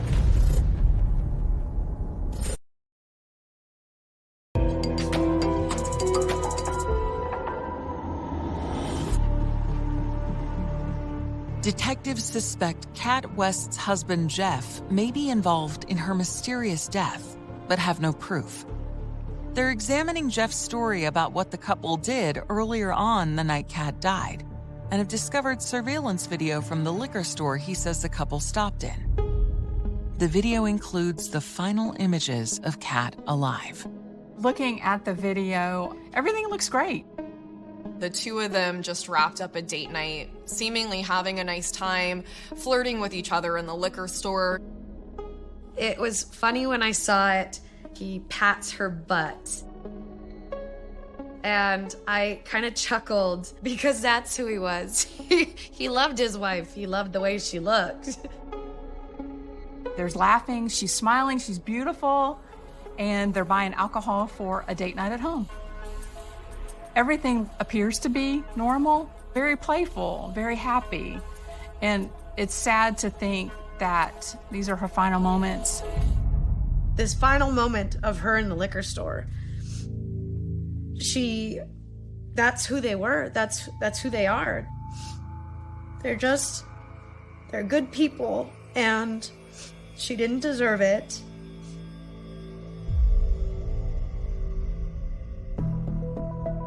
The footage seems to corroborate Jeff's story that he and Kat are simply enjoying a fun night out.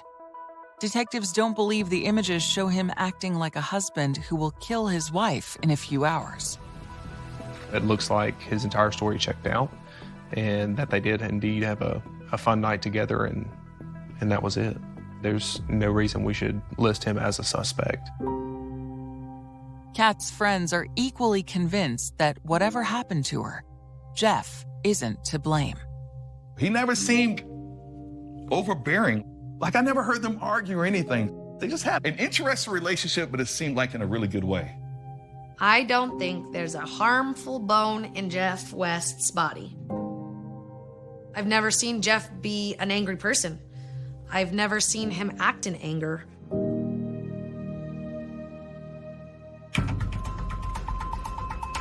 Although the coroner could not determine the exact cause and manner of Kat's death, investigators suspect foul play. And with Jeff now considered less likely to have been involved, the search is on for other potential suspects. She has a laceration to the head from blunt force trauma, so we were thinking there is something nefarious about this death. The other side of the investigation that you have to look at is who is Kat West. You try to find any information you can on her. Is she cheating on her husband? Does she have any enemies? We've got to look at all sides of this. When investigators dig into Kat's internet history, they learn that she has a massive online presence. Kat had a lot of friends online. You know, I keep my friends on Facebook, just my friends that I know. Kat had thousands of friends on Facebook because anybody that would add her, she would add. And I think that's what kept Kat on her phone all the time, was that she was always talking to people online. When Kat got hundreds of likes for a photo, that's a dopamine boost.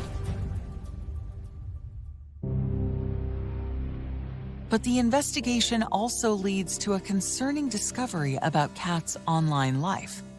She wasn't only active on mainstream social media sites. One of the things that came out was that Kat belonged to a members-only type of website service, that she would take pictures of herself in lingerie, maybe even provocative type poses, and was selling pictures of herself.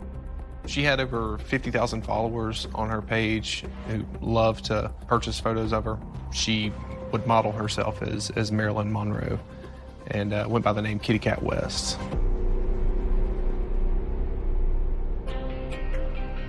She had told me that she sold her photos online, and she showed me a couple of them. I was shocked to see what I saw. They were revealing in nature. They showed her butt, her boobs, cute poses, lingerie, and people would ask for more, and they would have to pay some more money to get more. She was open about it, and Jeff knew it. The adult stuff that she was doing online, it surprised me at first, but I think it probably filled a void for her, or it gave her some validation that she might have been craving. Detectives realized that any one of Kat's 50,000 plus followers could have taken an online fantasy about Kat too far. As a woman, when you are beautiful and you are showcasing yourself to these people, having a lot of followers like that, some of them may think they know you. Some of them might try to find where you live or where you frequent. There are bad followers out there. It's one of the dangers of having a following on the internet. Kat was too friendly on occasion. Kat was too welcoming. I think Kat could have gotten herself into some sticky situations, and I feel that probably could have backfired at some point. There were questionable comments that raised an eyebrow for investigators. Did one of these followers go rogue and stalk her, come and find her? You have to take that into account.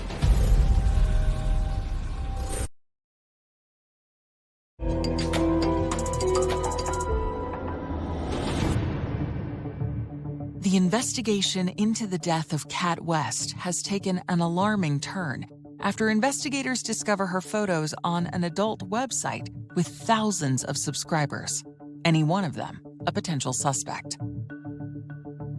You see this blonde bombshell.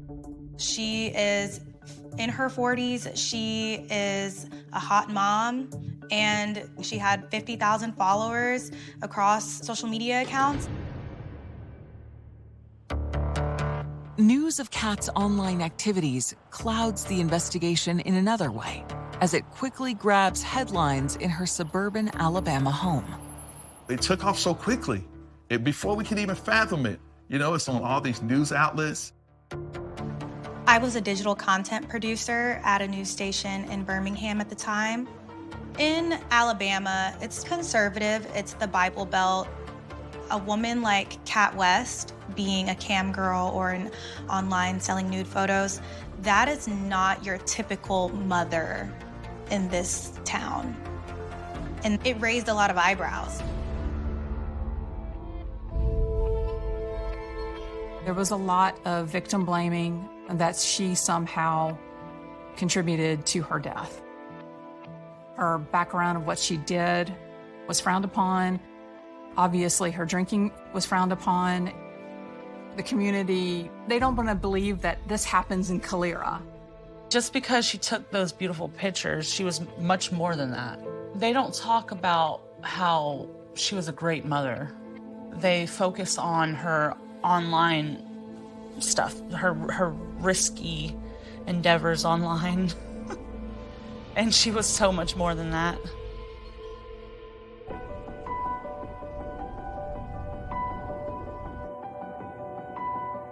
Investigators begin digging into Kat's vast pool of online followers, searching for anyone who might raise a red flag.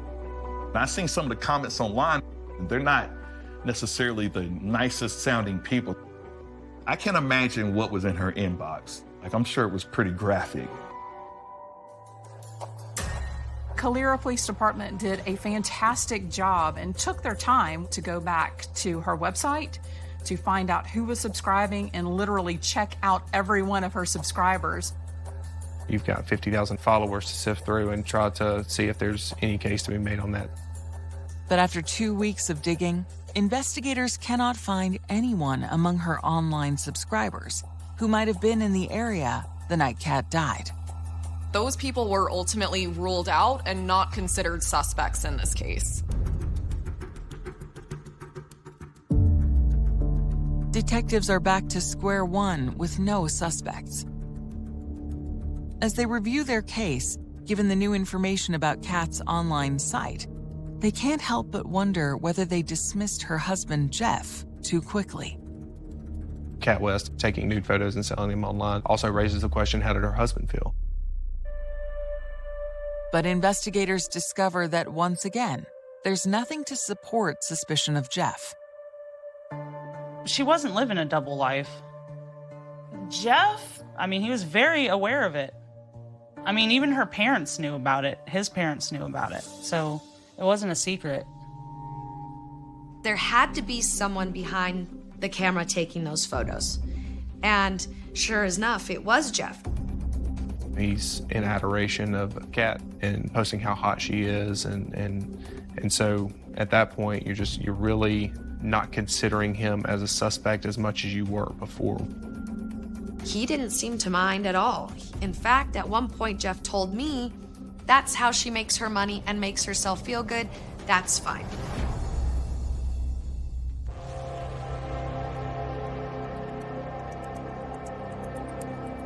So from there, you just go back to the drawing board, right? When detectives go back to their case file, they discover something curious, something they believe deserves a closer look. The Wests had an ADT security system at their home, and that provided some telling information. It had a log of when their front door opened and closed. So by Jeff's story, he went to bed at 10:30 that night, but when they checked his security, that's where they started finding out that the timelines of the events that he described, they weren't exactly matching up. His ADT system showed the front door opened at 1:51 a.m. and stayed open for more than 4 hours past that point. The times in which that front door had opened was also past the time Jeff West said he went to sleep. It could have been his wife, it could have been Jeff, but we don't know that. Let's not forget that it's January and the door is wide open. If you slept even a few hours with the door wide open, your home is cold. You wake up and you're like, oh my gosh, the door is open. I need to figure out, why is my door open? The confusing data from the house security system causes investigators to once again take a look at Jeff West. And their new suspicions lead to a warrant for his cell phone records. He told police officers he went to bed at 10:30, but his phone logged that he had been moving around past the time he told officers he went to bed. According to the fitness history on his phone, a short time after 11 p.m., he had taken 18 steps. The data from the phone and the door opening and closing were not exactly matching what he was telling them. And some of the text messages with his wife found on Jeff's phone are troubling to investigators. Looking at some of the text, it was obviously not a relationship that was perfect. She felt that he wanted to leave her. There were multiple texts with this back and forth of, should we split up? Should we stay together? She's telling him, I know you're scared to tell me if you don't want to be with me, but it's hurting me by lying. There were some fundamental issues wrong in the relationship. And the text just kind of highlighted those. All the way leading up to her death, they had these texts going on. When investigators learn that Jeff is apparently not telling the truth about the timeline of his movements that night, they start to question everything else he has told them. There are still a lot of holes and gaps into what really happened that night. But at that point, there was no other person of interest, there was no other suspect. it was Jeff West and Jeff West only that was being looked at as the murderer of his wife.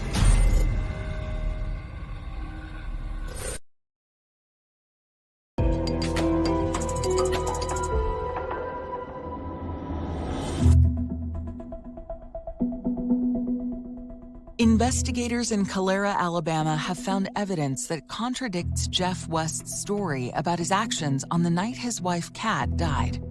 After ruling him out earlier, the detectives are now again looking at him as a potential suspect. Jeff had said that they had gone out on date night. They had come back home.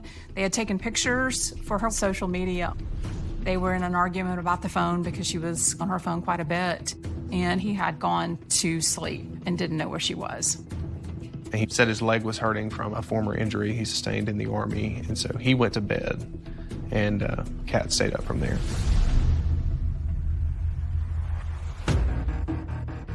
Detectives know the data from the West's home alarm system and from the fitness tracker app on Jeff's phone appear to contradict that. But Jeff is sticking with his original story. He told police officers, how does anybody know the exact moment they went to bed? What's the difference between 10:30 and 11:15? If alcohol was involved, if someone asks you to the minute when you went to bed last night, are you able to have an accurate answer? With Jeff now firmly in their sights, detectives go back and review all of the evidence.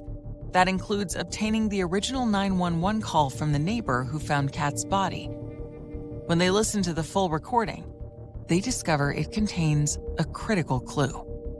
When she called 911, she asked had anybody already called this in, because across the street, she could see a man pacing in his home and the door was wide open. This statement contradicts what Jeff West told police officers, and that was that he was awoken to the sound of sirens, which were not there yet.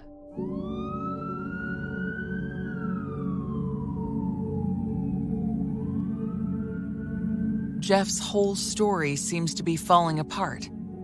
Next, the investigators conduct a careful re-examination of the evidence found near Kat's body. They realize there may be an explanation for some of the unusual things they noticed there. We did see a cell phone on scene. There was a bottle of alcohol on scene. And it is weird that the bottle was kind of leaning up against the phone at an odd angle. You would think if you were intoxicated that the bottle would be just randomly down on the ground, not propped on the phone. If Jeff was involved in his wife's death, they wonder, could he have staged the scene, trying to make it look like an accident? But it's when they re-examine Jeff's fingerprints on the absinthe bottle, previously dismissed because he was known to have held it earlier in the night, that the loudest alarms are set off. The location of the fingerprints on the bottle of absinthe wouldn't be if you were to just grab a bottle. They were positioned if you were holding it upside down by the neck. Detectives realize this could be because Jeff was holding the bottle of absinthe as a weapon. And they now put together a theory of what they believe happened the night Kat died. Probably Kat was on her phone and that irritated him, and Jeff threw her phone outside. And then afterwards they took pictures and she only had the bra on. And obviously something went wrong. Probably her asking where my phone is. And she went out to find the phone. He followed her out there and things escalated.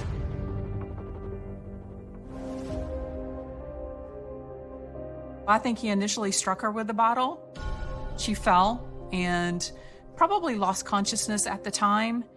And he walked back to the house. And as she regained some type of consciousness, she moved around in the grass and kind of pulled herself to the curb. She was in a fetal position, but probably because she was cold. She was just clothed in a pink bra, no other clothes.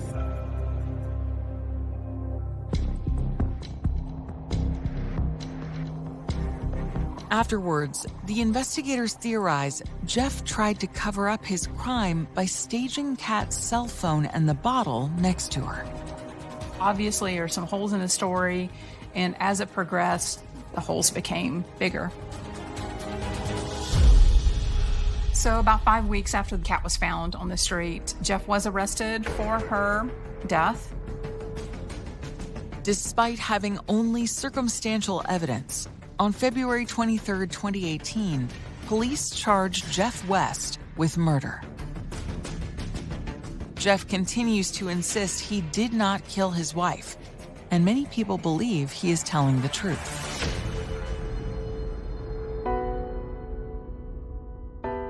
Kat West's family, her parents, her friends, all sided with Jeff West. They immediately said that he didn't do it. They loved each other and they had this marriage that was so beautiful. And although they argued here and there, like that's just marriage. That's what comes with it. When I first found out, I couldn't believe it. I'm like, Jeff? Jeff hit her with a bottle? I would have never pegged Jeff to be harmful in any way. I was in disbelief that Jeff would have killed Kat.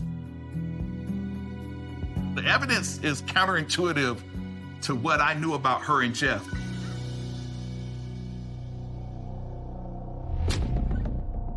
Hoping to avoid a lengthy trial with an outcome they can't be certain of, prosecutors make Jeff an offer.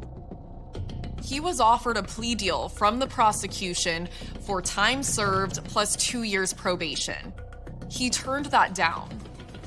So you're turning down that for possibly spending years in prison. It made you wonder, is he really innocent? Maybe he didn't do it.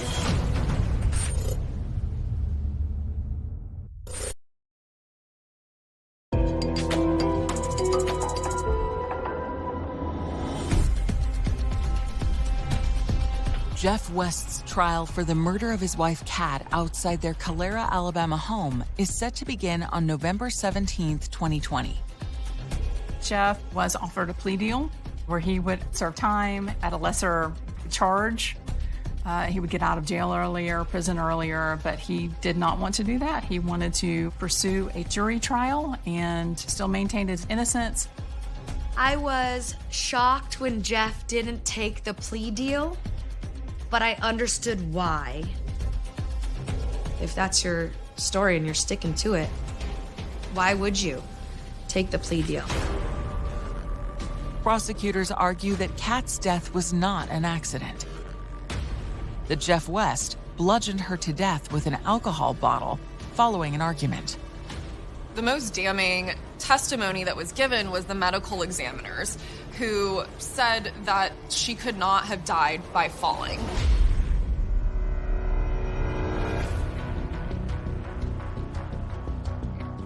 Prosecutors present jurors with the home alarm data and information from Jeff's fitness tracker suggesting he lied about his actions on the night of Kat's death. They display the texts showing a troubled marriage. And they showed the video of Jeff and Kat purchasing the murder weapon, a bottle of absinthe. But Jeff's lawyers counter that the investigation was not able to prove that the bottle was in fact used to kill Kat. When Jeff West's attorneys were presenting the case to the jurors, they were saying, we don't have a murder weapon. We don't have a motive. These two were in love. It's not Jeff West. After a week of testimony, both sides rest their cases. When the jurors went to deliberate, I thought it could go either way. The jury's options were murder, manslaughter, or innocent. I thought that they were either going to pick one of the extremes, that he killed her with intent or that he didn't at all. The jury came back after their deliberations and read their verdict. Jeff West was guilty of reckless manslaughter.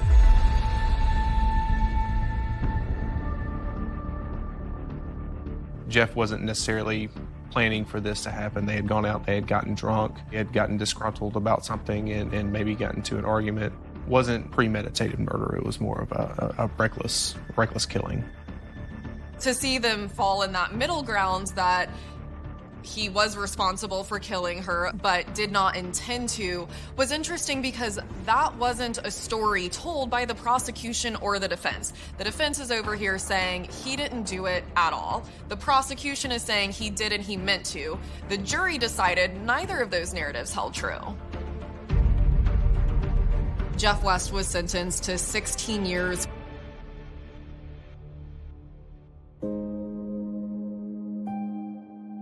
Though Jeff West sits behind bars, for many, questions about his guilt still linger.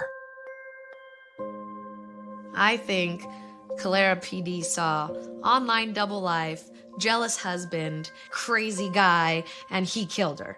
But there are lots of other avenues that could have happened that night that I don't feel were investigated well enough.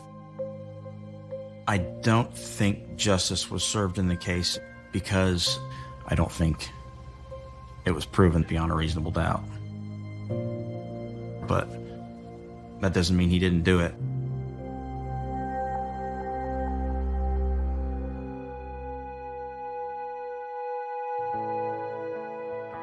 The thing I miss most about Kat is her glowing attitude. She was always there as a friend.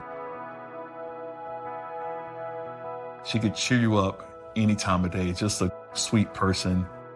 She's gone way too soon, just way too soon. She had just a glow about her. She had a spark, you know? She's just one of them people that you never forget.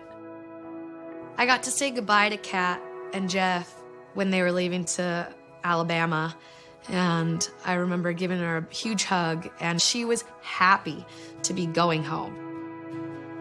And the light in her eyes was telling. She was thrilled to be moving on and going and living her dream. She was probably the best person I've ever met. Seriously. That's how good her heart was. The world is missing her beautiful soul. I miss her love and her light and her energy.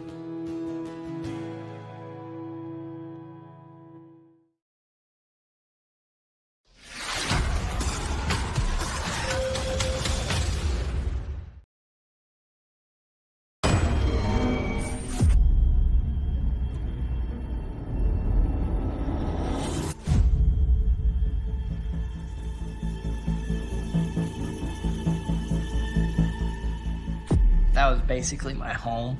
My parents had all the knickknacks from like games to movies. It was basically a playground. I absolutely loved it. I hear 4 loud shots. Someone is a robber or a pumpkin. Does he have a gun? Yes, he's got my pen.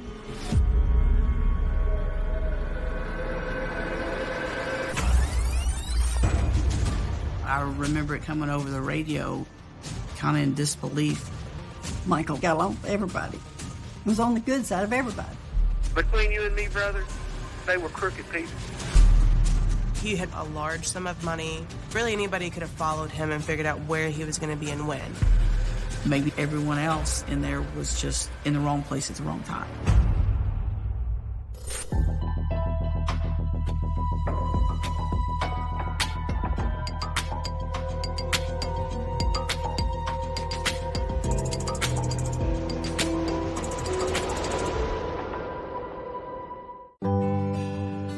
September 20th, 2013, Danville, Kentucky. As dawn breaks, Michael and Angie Hawkinsmith arrive at the pawn shop they manage. ABC Gold Games and more. Their baby daughter Naomi and 9-year-old son Andrew in tow. The pawn shop, that was basically my home. We had all the knickknacks of a pawn shop, from like games to movies to all sorts of junk. It was basically a playground. Yeah, I absolutely loved it. It was simply amazing. The Hawkins-Smiths are always together, even on school days. My mom was determined to educate me in a home setting. When they first started to homeschool Andrew, they put homeschool in the middle of everything. So when Michael worked at the pawn shop, Angie would help him with things at the pawn shop. So Andrew would go in there, he would sit and study. He had his own little desk and everything. And they were always trying to spend time together. The Hawkins-Smith family story starts a decade earlier, when Michael, working as a youth pastor in central Kentucky, meets a young woman as dedicated to her faith as he is. He met Angie. And I think they got stuck together and they stayed that way. It's kind of like you didn't see one without the other. Before long, Michael and Angie marry, and the family doubles in size. Michael was on cloud 9. He just loved the idea that they would have a boy and a girl, and that their life would be complete. My dad, he made things look so easy, and he was truly an amazing person.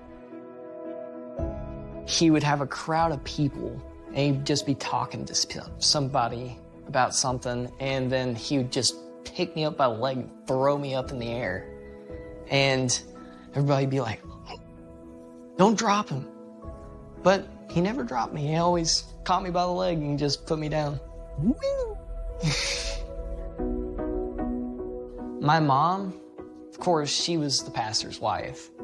And so that's a big role to take. She was also a very sociable person, lovable person. She would always make friends with anyone and everyone.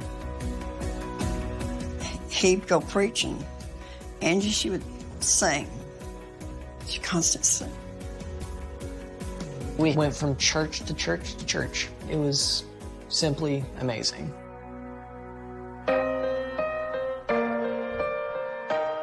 The family's journey eventually leads them to Danville, Kentucky in 2013.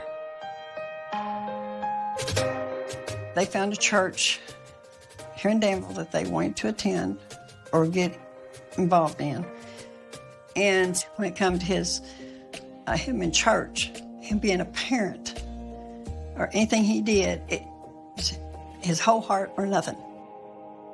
Michael puts that same level of dedication into the part-time job he takes at a pawn shop to support the family while he preaches. Steve Devine, the owner of the pawn shop, quickly makes Michael a partner and lets him take over running the business. He'd been working there for, maybe a year and a half before they opened the store that morning. The morning of September 20th, 2013 starts out like any typical day. By 9 a.m., the pawn shop is open for business. Once my dad got started, I did my own thing. I grabbed me a game system of some sort and started playing. Within 15 minutes of opening, a regular customer enters the store. The gold man, Dan Smith, came in. Dan Smith, like Michael Hawkins-Smith, is a part-time pastor. He makes his money buying and selling gold at pawn shops and jewelry stores.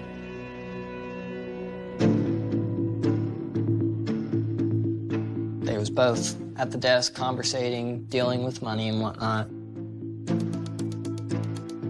Michael and Dan are haggling. Angie is rocking baby Naomi near the register. Andrew is testing out a video game. It's a routine morning. None of them are aware that these will be their final moments together.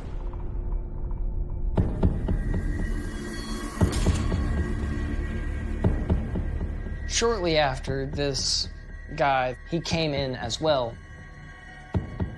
And I was like, he's kind of weird looking.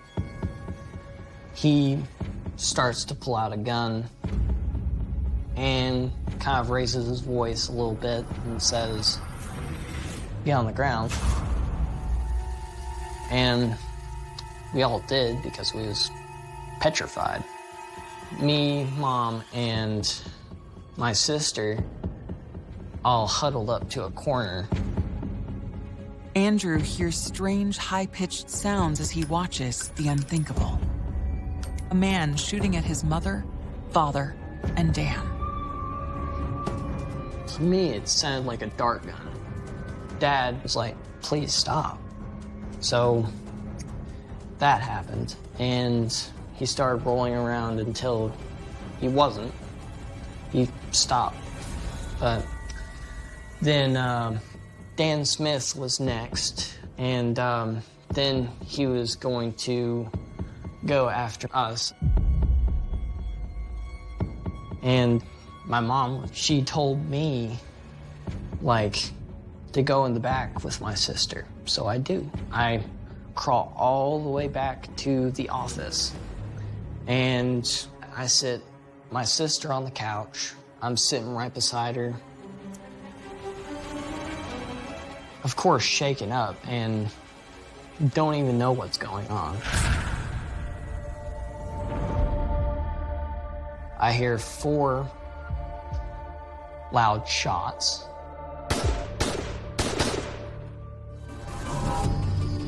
And I remember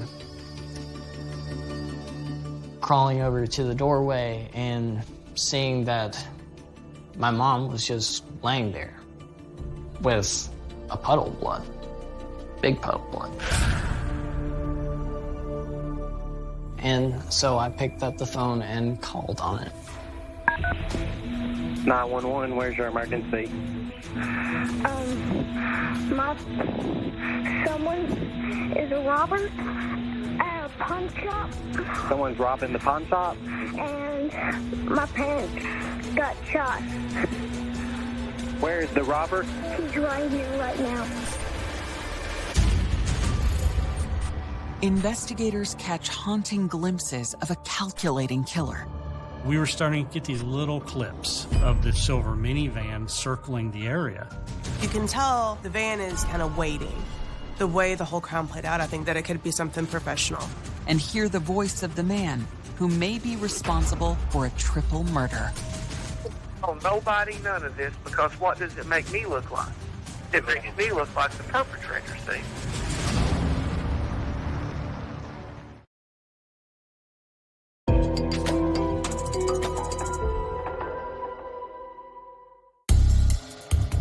My parents got shot. Where is the robber? He's right here right now.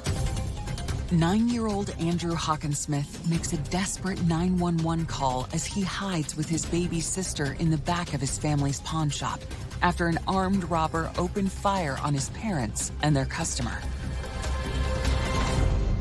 The robber, does he have a gun? Yes. He shot my parents. Okay, can he see you? I'm in the back right now. You're in the back? So the robber's up front of the store?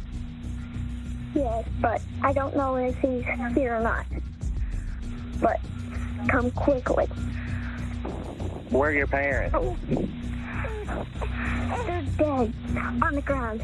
Come here quickly because I'm afraid. Please hurry. Okay, they're coming, okay?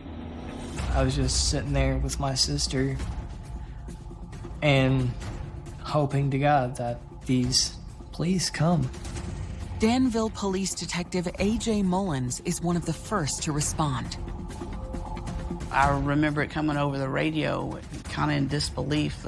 Is that what I really heard? And it's what everybody just dropped whatever we were doing. And we got down there. It takes police less than 6 minutes to arrive at the pawn shop. They came very quickly, and I had walked to the door with phone in hand and a sister in the other, and walking by these dead bodies of people that I loved. I was petrified. I didn't know what I was looking at. And out I walk with my sister. When I arrived at the parking lot of the pawn shop up front, our captain at the time had come to my window and said, "We need you to get these kids out of here as soon as possible. We've got bodies inside." And they put them in my vehicle, and Andrew held Naomi on the way there to the police department. At Danville PD, we actually only have 4 full-time detectives, and we take anything from a theft to a murder. So it was a huge case, so we needed all hands on deck. I don't care how many times you've done it or seen it, there's nothing that truly prepares you for this. After taking the Hawkinsmith children safely away from the crime scene, Detective Mullins rushes back to the pawn shop to join the investigation. When you first walk into the door, there's a counter, glass counter. Angela's body was kind of in the corner near the register. And Michael was on the other side, where it looked like had been gold, some jewelry kind of laid out as if he was the one speaking to Dan at the time all this went down. And Dan, you could tell where Dan fell initially, and then someone had drug him back where it would be harder to see him. You could see clearly the drag marks of blood leading in that direction. And his briefcase was open on top of one of the tables. Of course, we see tons of shell casings, but they, of course, also have a lot of guns that they're trying to sell that are within the pawn shop, ammunition that they're selling. So it really adds to the whole chaos of everything and not knowing at that point when you initially walk in what's going to be evidence. When we go through the store, we're having to step around the blood, the shell casings, because we didn't want to step on anything like that. We had never seen anything like this. There was so much evidence to collect and to process and to go through. The victims had been shot multiple times, possibly after they were down. The only thing at that time that we could determine was that the spent casings appeared to be from a .22 caliber weapon. An autopsy will later determine that Michael was shot 8 times in the legs, chest, and head. Angie was shot 3 times in the head. Dan was shot 5 times in the head. Initially, you're thinking, okay, it's some kind of a robbery. We look at the register. There was still cash in the register. One would speculate that the register would have been gone through for whatever money it had. So it did not appear that the motive was to rob the actual pawn shop. So that was definitely a red flag. Obviously, as a police officer, we tried to do the best we could to get it solved as quickly as we could. We're like, okay, what's going on? Is this more of a personal type issue going on? We're like, what do we have here? Is this something that it was a hit? Was it on Dan Smith? Was it for the Hawkinsmith? Was it all of them?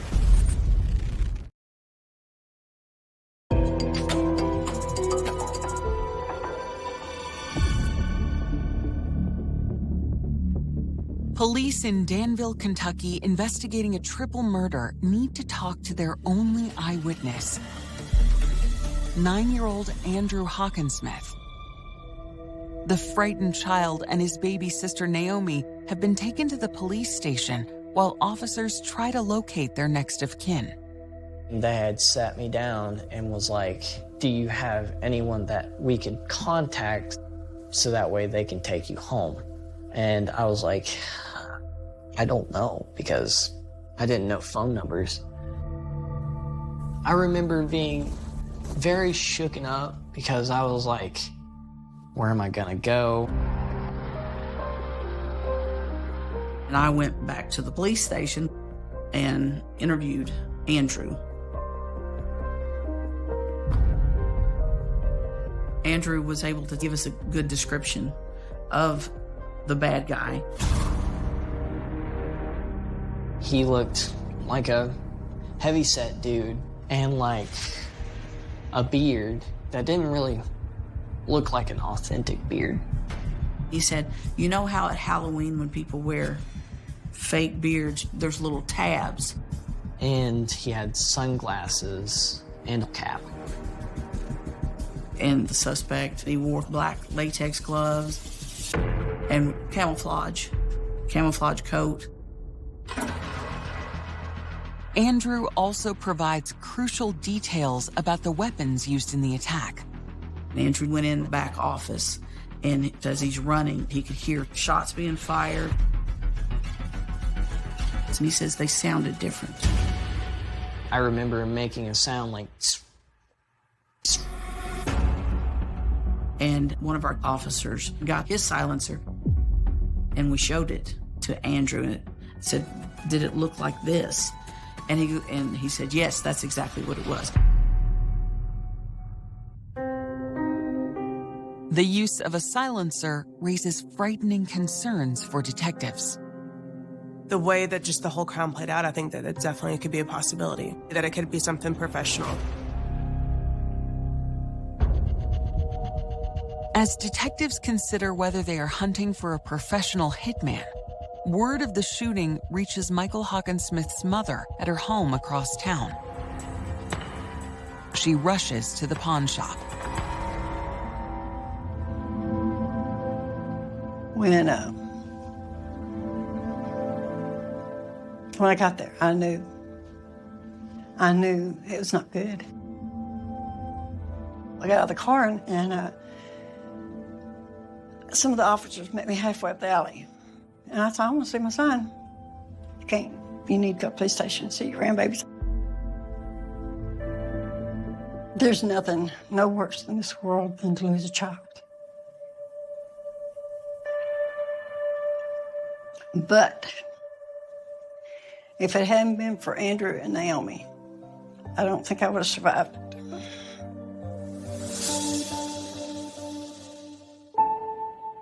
Police locate the family of the third victim, Dan Smith, and break the awful news to them that same day. I was in college, and I get this call from my stepmom, and I could tell from her voice that something was going on. And I couldn't believe what she was saying and said, what? Like, what? And I just froze. I just couldn't believe he was gone. I just couldn't understand, what I was being told. I just couldn't comprehend. He was such a giver, financially a giver. He was a giver of his time, his energy, his kind words.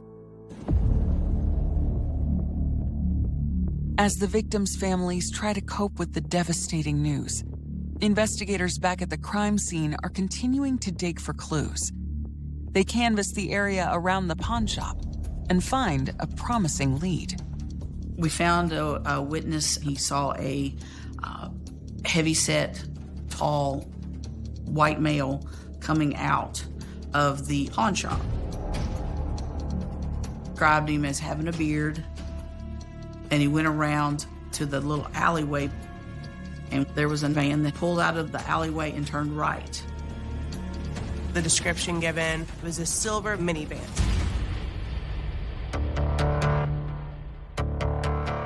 The pawn shop doesn't have a security camera, but many other businesses in the area do. So we reviewed camera footage in the area, and we actually spotted a silver van matching that exact description passed by where the pawn shop's located. We are able to track the silver van basically through town with that video. You can just catch it, drive right by, and it matches the description perfect, right? And then right after that, we see a sliver of it pass there. So you can tell the van is circling this area and kind of waiting. The detectives cannot make out the van's license plates, but the footage convinces them that the unidentified driver was staking out the pawn shop, or someone inside. Investigators focus on who might have been the target and why. Well, we started looking at the Hockensmiths, who they might have had dealings with. Of course, you find that they're just a loving, good family. No criminal history and no reason for anybody to want to harm the Hockensmiths. Detectives also take a closer look at the Hockensmiths' business. Steve Devine was a co-owner of the actual pawn shop in partnership with the Hockensmiths. So we go and talk to him, and turns out he was actually supposed to be there that day. The detectives learn that Steve Devine knew the Hockensmiths were scheduled to do a gold deal with Dan Smith that morning. He said, but he woke up because of something with his allergies. And he called him and he told him that he wasn't going to make the meeting. So we're like, well, you know, that's what we call a flag. The detectives must now consider whether Steve Devine purposely avoided the pawn shop that morning because he knew what was going to happen. It was definitely concerning that the owner of the business, who was supposed to be there, ironically just didn't show up because of allergies.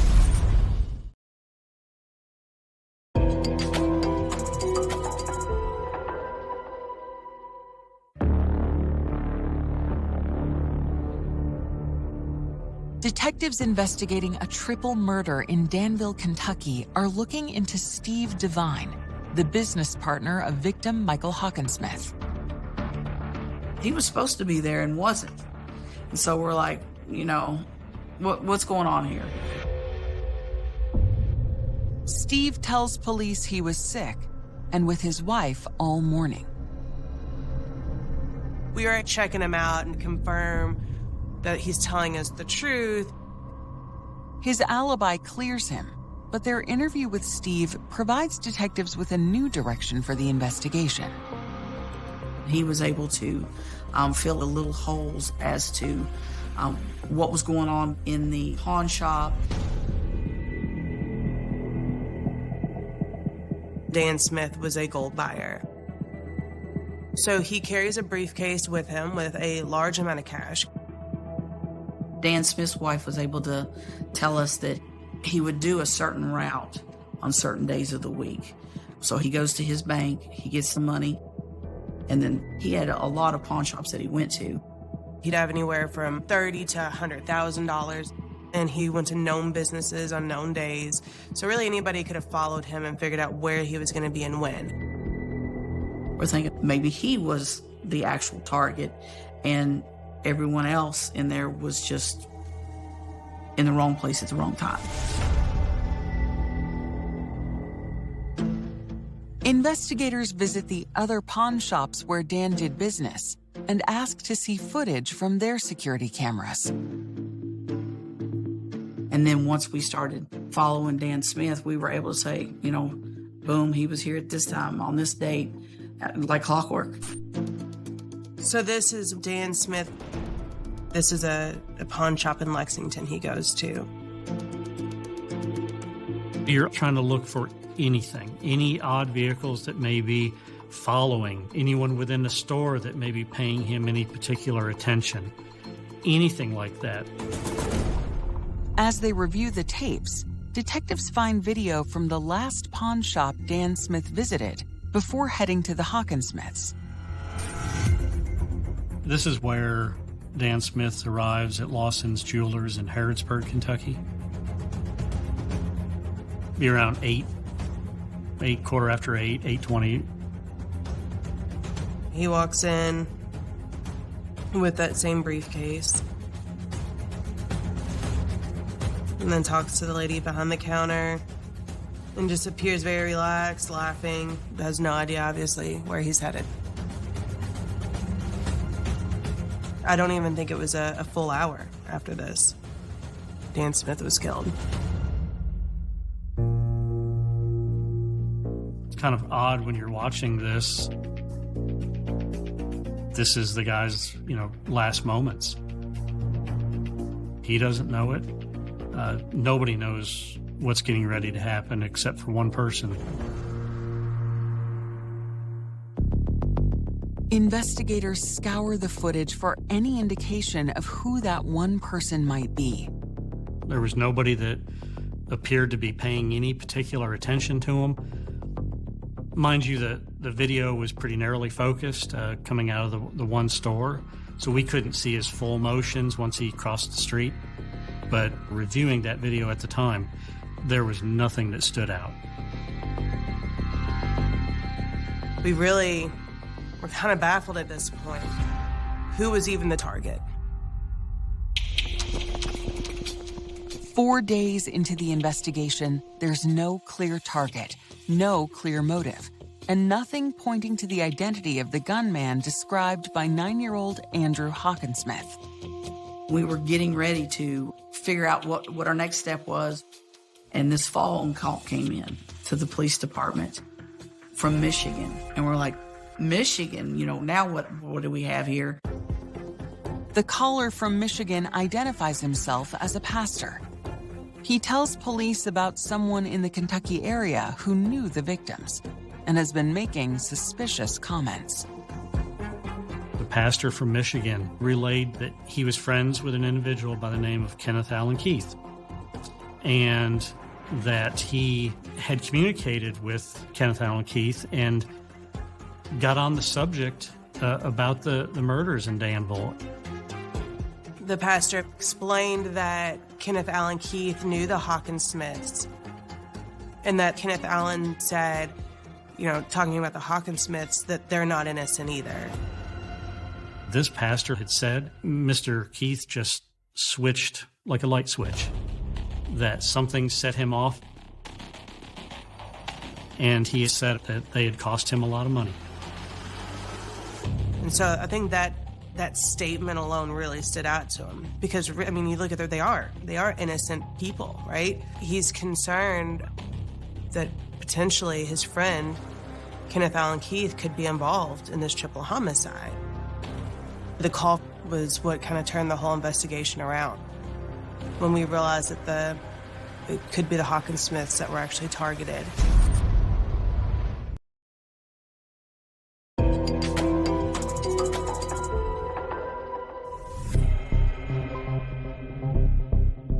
Four days after the murders of Michael and Angie Hawkinsmith and Dan Smith, police learned that a man named Kenneth Allen Keith has been making suspicious comments about the Hawkinsmiths. Once Kenneth Allen's name was mentioned, we started looking, okay, who is this guy?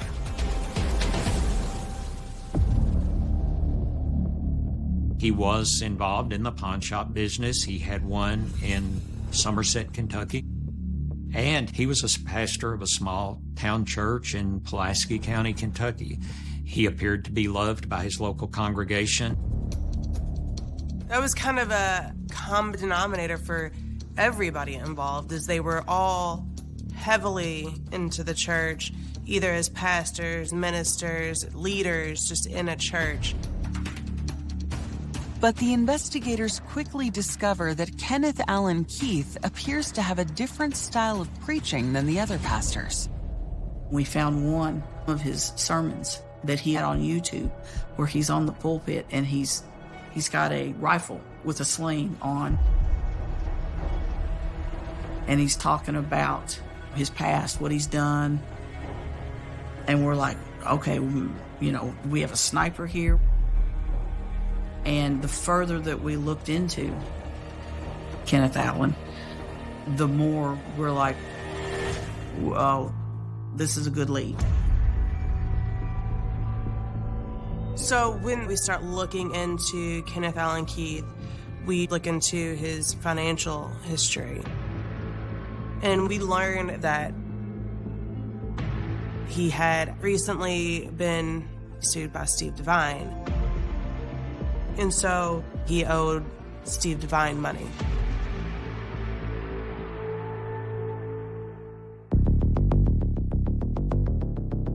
Police learned that Steve Devine, the co-owner of the pawn shop with Michael and Angie, had been in business with Kenneth Allen Keith before putting the Hockensmiths in charge 4 months earlier. Prior to that, the Hockensmiths had actually been Kenneth Allen Keith's employees. Kenneth felt cheated. He felt that that pawn shop should have been his. And that Steve Devine and the Hockensmiths basically stole it right out underneath his feet. So we felt that would be a good motive. That would make someone upset. Upset enough to kill someone? We didn't really know the personality or what was really within Kenneth Allen Keith at that time. But as they dig deeper into Kenneth Allen Keith, detectives uncover what could be another crucial link between him and the murders. It ended up that there was a silver/gray minivan that was registered and associated with him. The same kind of vehicle seen on surveillance video speeding away from the crime scene. While all of the evidence is starting to align around Kenneth Allen Keith, investigators know everything they have is only circumstantial. To help them build a more solid case, they reach out to the pastor in Michigan who initially tipped them off to Kenneth and recruit him to help their investigation. At this point, we want to take that a step further. So arrangements are made to actually record phone calls.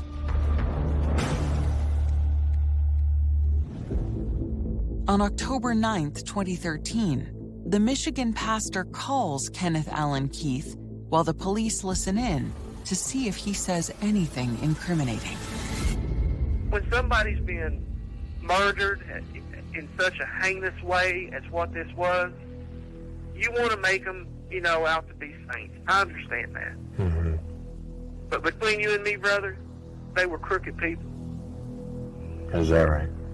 They went into it with the whole point from day one to take over that business from me. I don't mean to speak ill. No, hey, man. Facts are facts. Yeah. And here's the thing. I can't tell nobody none of this because what does it make me look like? Yeah. It makes me look like the perpetrator, see? And during that phone call, he was able to kind of go over what he was doing that day, what his location was, how he wasn't involved. I was in Danville, but I was at the pharmacy. I'm standing in the pharmacy while all this happened. We took that information and looked at the video surveillance, and we found that moments after the 911 call, Kenneth Allen Keith was entering the pharmacy in Danville. The timestamps from video gave us the indications on when it occurred, and from the pawn shop to the pharmacy, that was a doable time. He was actually here at a local pharmacy just within minutes of the time of the murder, which we thought was unusual, to travel basically an hour to pick up a prescription when you have local pharmacies in your local community. The detectives have no doubt. They are watching Kenneth Allen Keith just moments after committing a triple homicide. Watching him and knowing that he had just killed 3 people. It's hard to fathom how somebody can just, take somebody's life and then act like it was nothing. 10 days after the murders, police believe they finally have enough to arrest Kenneth Allen Keith. Now, they need to track him down. We tracked his phone and we were able to actually see that he had went to Florida. And when we knew he was on his way back, we were setting up our game plan, what we were going to do, that we were going to have a search warrant at the church, a search warrant at the home where he lived with his family, and a search warrant at the pawn shop in Somerset, Kentucky. And that's when we make our move.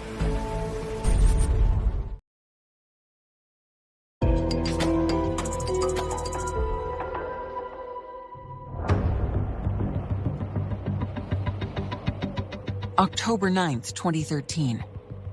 Danville, Kentucky police are waiting as Kenneth Allen Keith, the prime suspect in the murder of Michael and Angie Hawkinsmith and Dan Smith, returns home from a trip to Florida. He gets up the next morning from coming home and he goes to his pawn shop. And that's when we make our move. An investigator went in as a potential customer and made contact with Mr. Allen. We didn't go in with guns drawn, anything like that, because pawn shops have guns in them and we don't know where what is. And he came out from his office area and they were able to basically tell him, we've got a search warrant for your pawn shop. As police search his business, Kenneth Allen Keith is placed under arrest. During the search of the pawn shop, we discovered a box for a threaded device that can be purchased over the internet that can be fashioned into a makeshift silencer.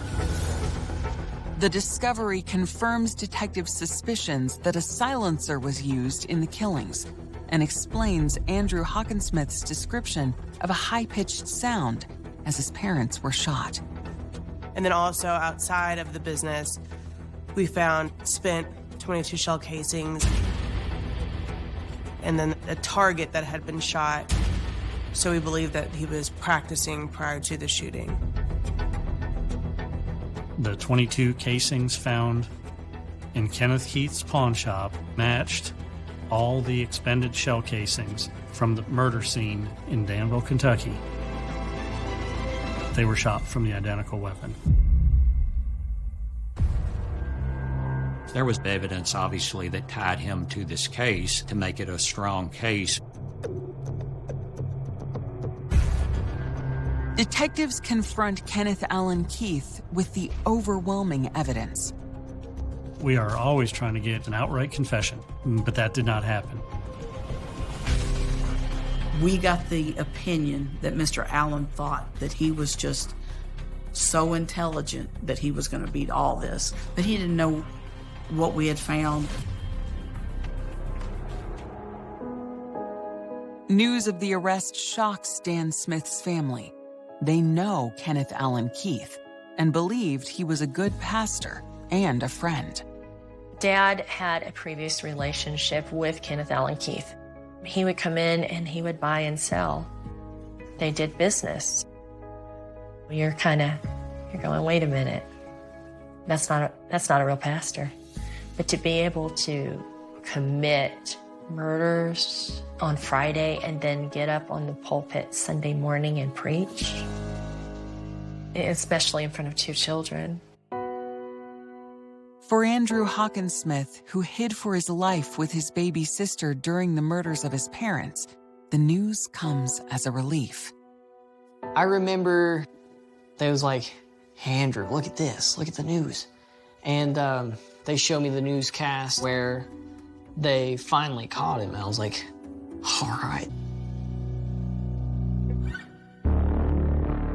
Prosecutor Richie Bottoms believes he has all he needs to convict Kenneth Allen Keith on 3 counts of first-degree homicide. I think the evidence spoke for itself. We felt very confident that we could convince the jury that he did this. After initially announcing they would seek the death penalty, prosecutors decide to spare Andrew and his baby sister Naomi and Dan Smith's family the pain of a long trial. Instead, they offer Kenneth Allen Keith life without parole in exchange for a guilty plea.